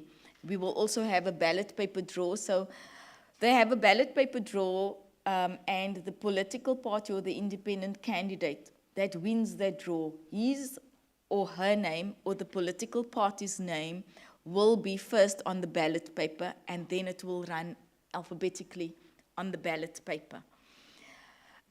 So those are the basic, that's the basic roadmap that we will follow going up to the election. And then voting day, obviously, if it's gazetted and it still remains the 4th of November, we will have voting day on the 4th of November, but just before the 4th of November, we will also have special votes that will be conducted for those who have applied and they have been successful in the application. It will be held on the 2nd and the 3rd of November. Okay, and then just one more in closing. I am encouraging everyone here to make use of the opportunity to register. The team is there with our voter management device to assist you to register. So get up, show up, and vote with the power of X for the local government election. Thank you so much.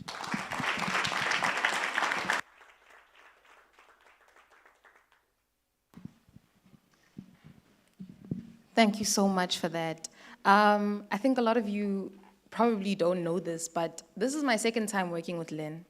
And she is very enthusiastic about making sure that students particularly are educated about voting, registered for voting. She had been on campus for 2024's national government elections, and she went all out. And she still is continuing to do that. I would like more than anything for the team to please stand up. I am begging you, please. These champions have run around this campus like no other. These people have come through in numbers and have shown up for young people. These are people who have committed to registering you, educating you, and making sure that you make a change in this democracy. Can you please give them a round of applause?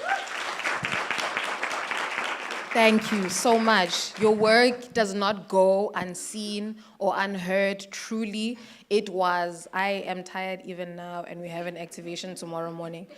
We have worked across these campuses. We have lobbied. We have worked really, really, really hard. And not only that, the work still continues. So I'm so happy to be in a room of change makers. You know, groundbreakers. You know, when we say we're in the presence of giants, I often say this, it's not the people that are sitting in front of you that are lecturing you. You are the giants in question. You are the great people in question. Because we are very intentional. I'm not going to lie to you. I've been very intentional with the way we set up this entire session.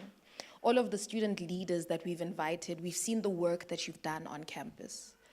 We wanted to recognize Madiba's Youth Parliament because we understood they had a voice. And they were able to channel your voices today in our first session, so much so that you even want more. And that says so much. So the intention that went into making sure that this event was a success has fully been fulfilled. We have many other programs that are coming up, but I am truly thankful to each and every one of you for honoring this invite, to each and every one of you for contributing to this session. Now, in a normal session, you would be getting up and going outside and standing in long lines. But you see, Lynn told you, long lines are a thing of the past now. Instead, we are people of grotesque stature. Oh, wow, that English was definitely there, right? I heard it too. I was shocked. So, this is how we're going to do things.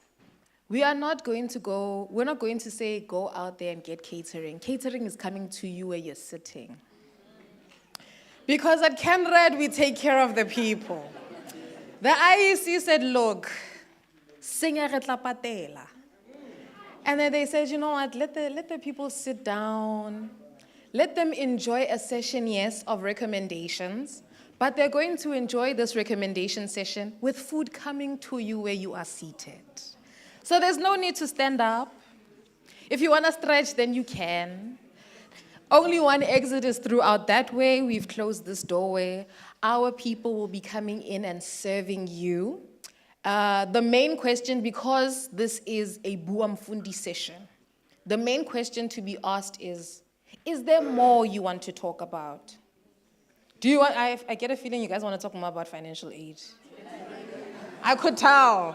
That yes immediately said everything I needed it to know. Mind you, Mr. Abdullah's holding his book, he's trying to leave. So I don't know what you're trying to talk about and who you're trying to talk about it with. So, everybody, okay, I need order in the room.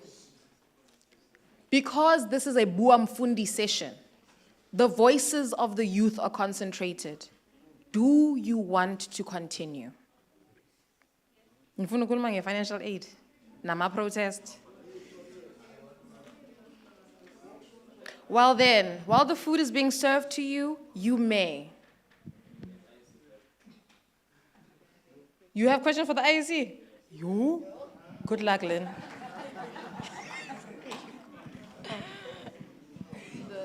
Okay.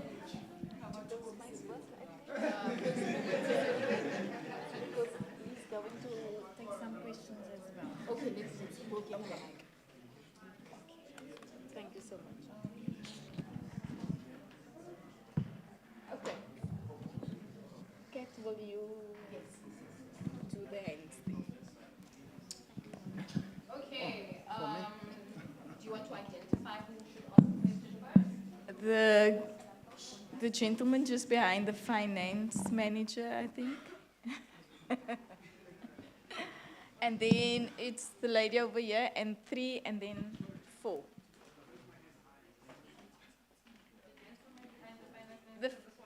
Yes, and then the 5th one is the gentleman in.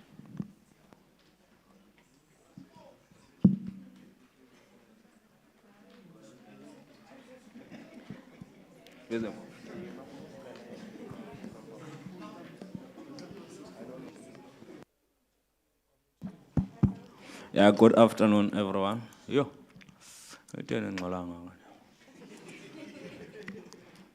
Yeah, good afternoon, Ms. Lynn. My name is Olwetu Kauka. I am a former student leader here in this institution. Number one, I really want to ask about demarcation.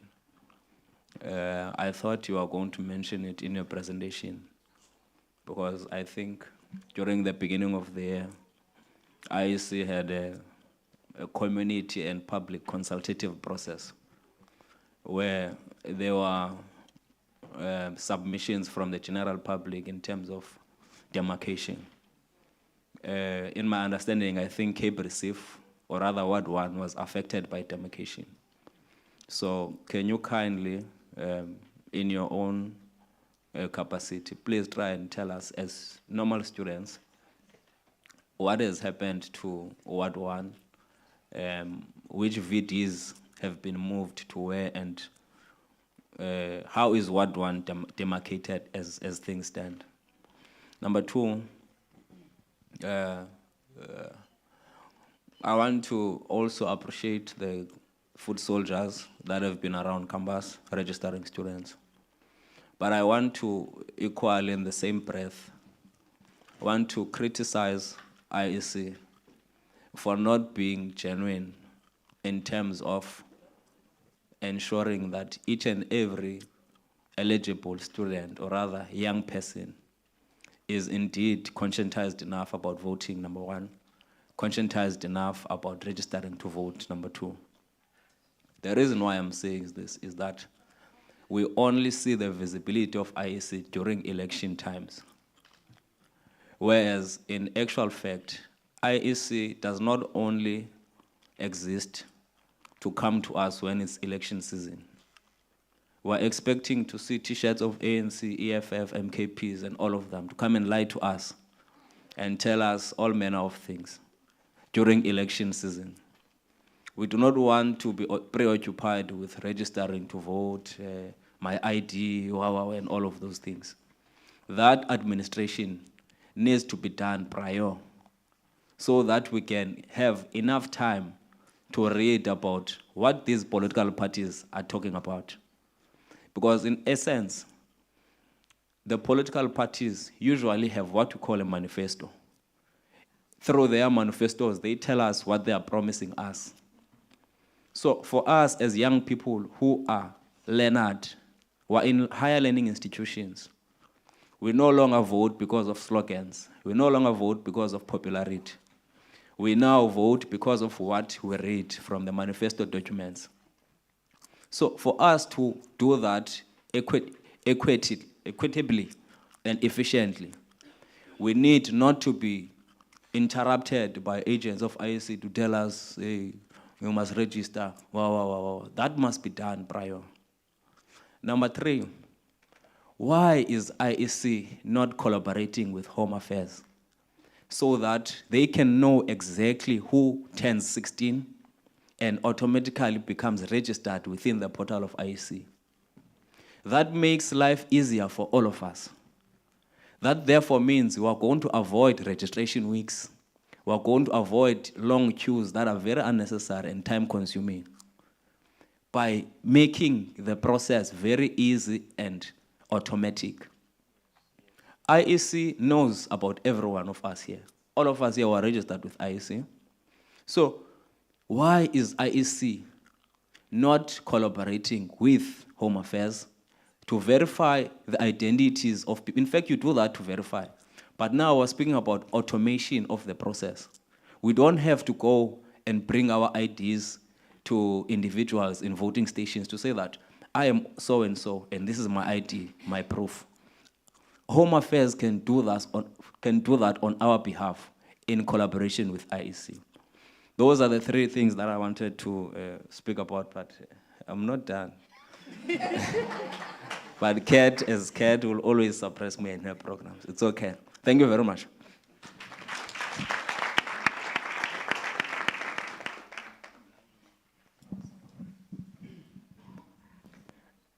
Once again, I'm Ibongwe Nongoto. What came to my thought, it was that this week I have this resume who I accompanied to, he works for IEC to register, to try and register students up at Campasine. And then I realized that the youth is not familiar with IEC, as he has said all the way to Payaba. You only come when it's time for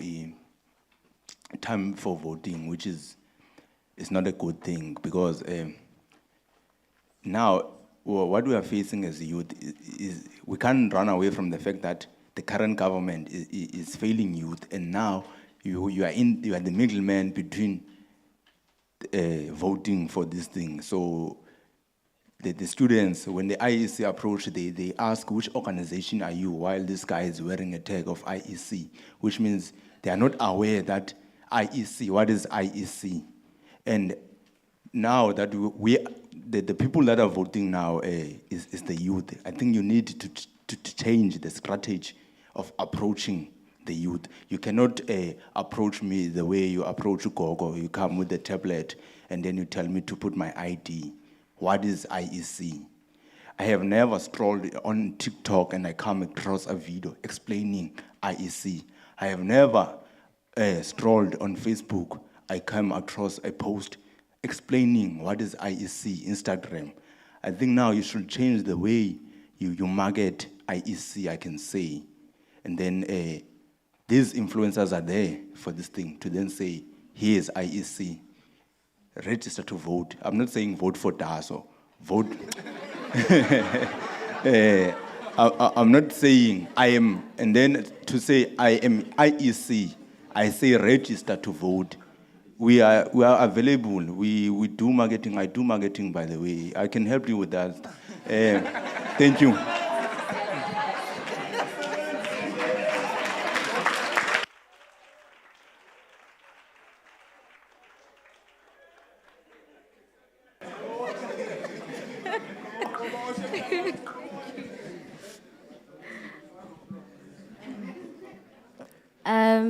Greetings again. I am Ovuna Jinka. Well, I would love to say to the group of the IEC and also to you, ma'am, thank you for the informative presentation. It was quite informative. And you also highlighted an important note for us to the youth, the importance of public participation, because as the youth, we like to intend to rely on social media, but today you reminded us of the practicality of things, of us partaking in public participation, which is also voting and etc. And also you noted things of I forgot the word, but it's like a coalition thingy. Yeah, but the importance of them having a seat, different political organization having a seat. How many people, when they come together, they intend to be great results because of collective effort. Despite now the things that we're currently facing here in the metros of political organizations sabotaging one another, which they're not putting the community at first. So at their center of everything. So I would like to say to IEC, thank you so much for coming here today. It was quite informative, and yeah, it's the right direction towards greatness. Thank you.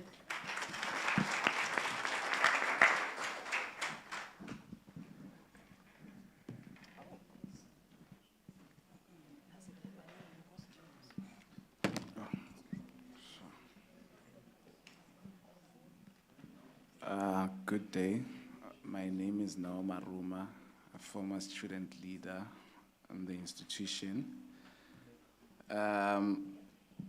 Mine is this. The IEC is mandated and it is resourced, and they have the infrastructure to run credible elections. Why then are tertiary institutions excluded from IEC facilitated elections? And what would it take for this to change?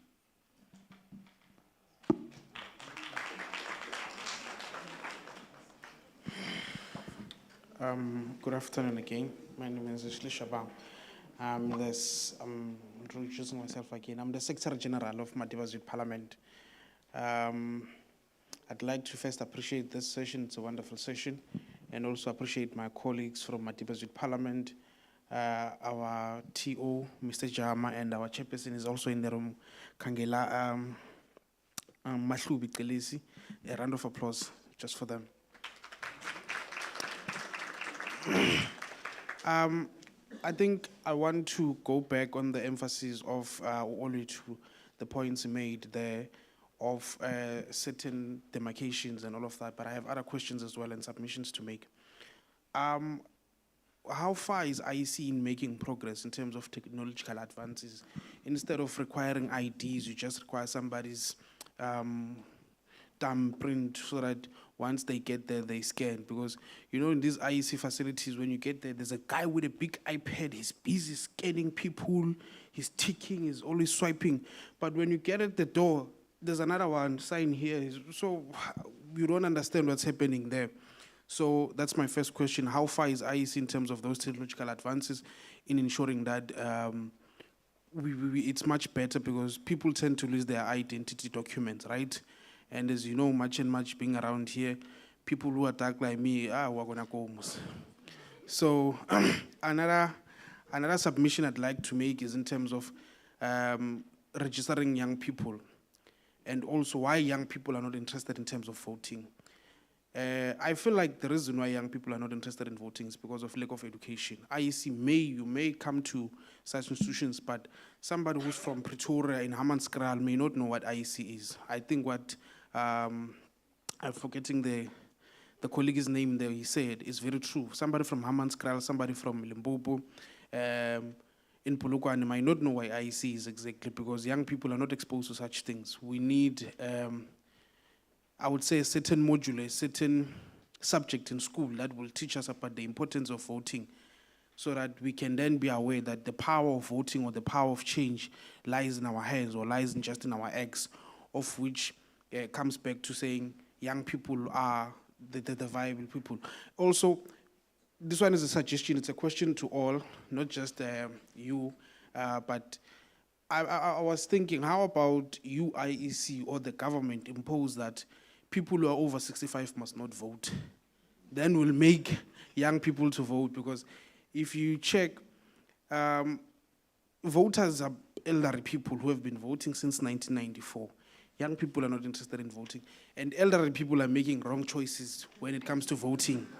So let us then come back to say, because you can't entrust elderly people with the future of this country, while young people are not being given that platform. You can't say the future is for young people, but the current future is being destroyed by elderly people. So it must be that young people must be in charge of their own future and ensure that they are the ones given that power, that money to vote or decide who they want to elect and put in office and all of that. Thank you.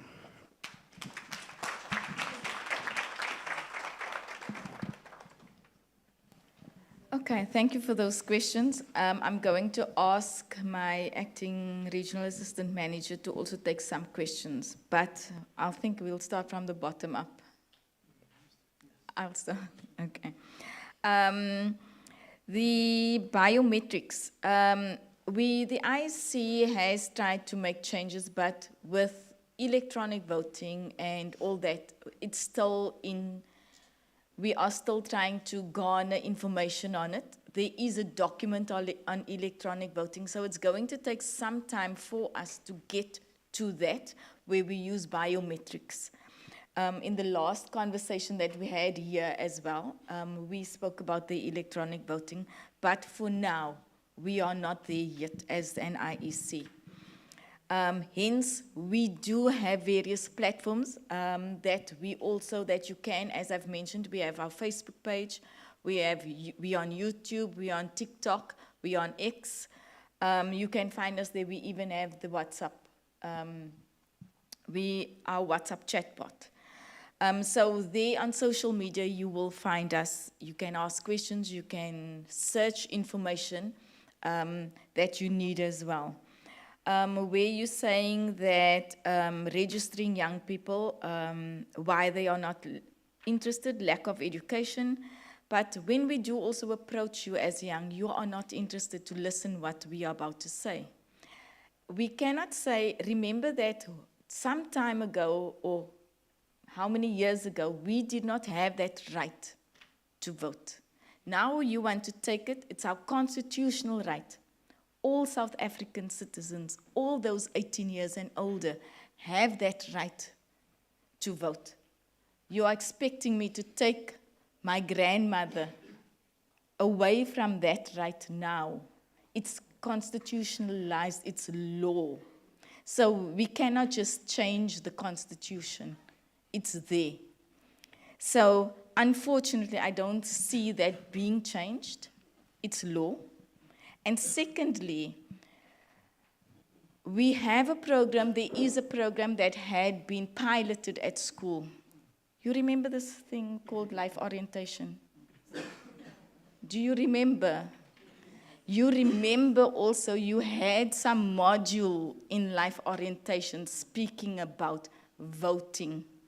Do you remember? Some of your schools, you were forced. Let me remind you, you were forced to set up a voting station at your school. Am I correct? You wrote exams on something called, what is the IEC? I'm just making an example. I'm not sure what questions you got, but somewhere along the line, from grades 10, right up from standard 6, what is standard 6, grade 8? Up until grade 12, you had life orientation, and these subjects had been given to you. You might not remember it. You might just say, I don't need to know this information. Why? So therefore, I said we had the school democracy program. And it's through that we go to the schools and we educate the young, your 14-year-olds, your 16-year-olds, right up until matric. We educate you as to your rights and your responsibilities. You know that. You have a right. You protest. When you protest, do you have that right? You see. You know what rights you have. But when it comes to voting, are you exercising that right? So there was a question as well as, we are in a coalition with this municipality. Let me take 9 of us, 9 people, we are voting now on election day. And 9 of us are deciding we are going to the voting station. We are unhappy because we don't have water, electricity, tons. We don't have. We are not interested because we are tired. So the majority, that is these 9s, we will have the majority say at the end of the day, because only the 9 of us decided to go and vote. And the rest of you will have to live with our decision that we had made for you, because only the 9 of us went to vote. So if you decide, there's also this thing that says, my vote is going to the majority party. We only count votes where there are ballot papers. So if there are 200 ballot papers and those 200 votes had been then, what do we call it?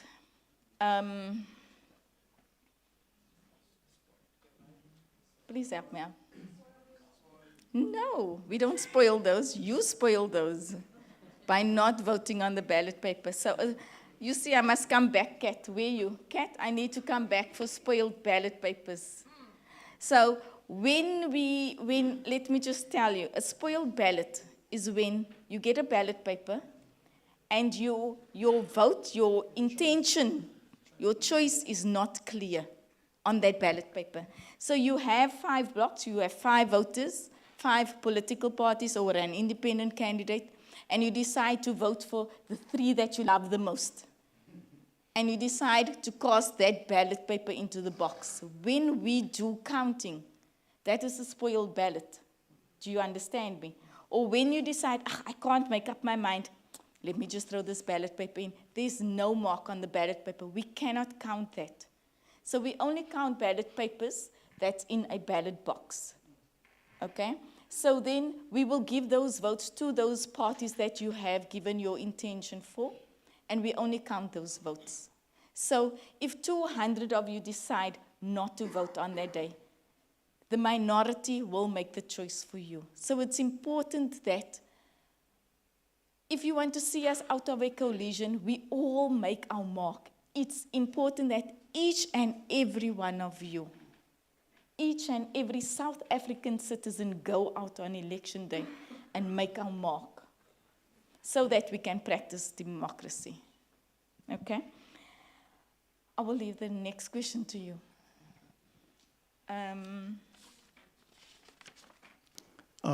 Okay. Thank you so much, Mrs. Jason. My name is Tatu, also from the regional office of the Commission.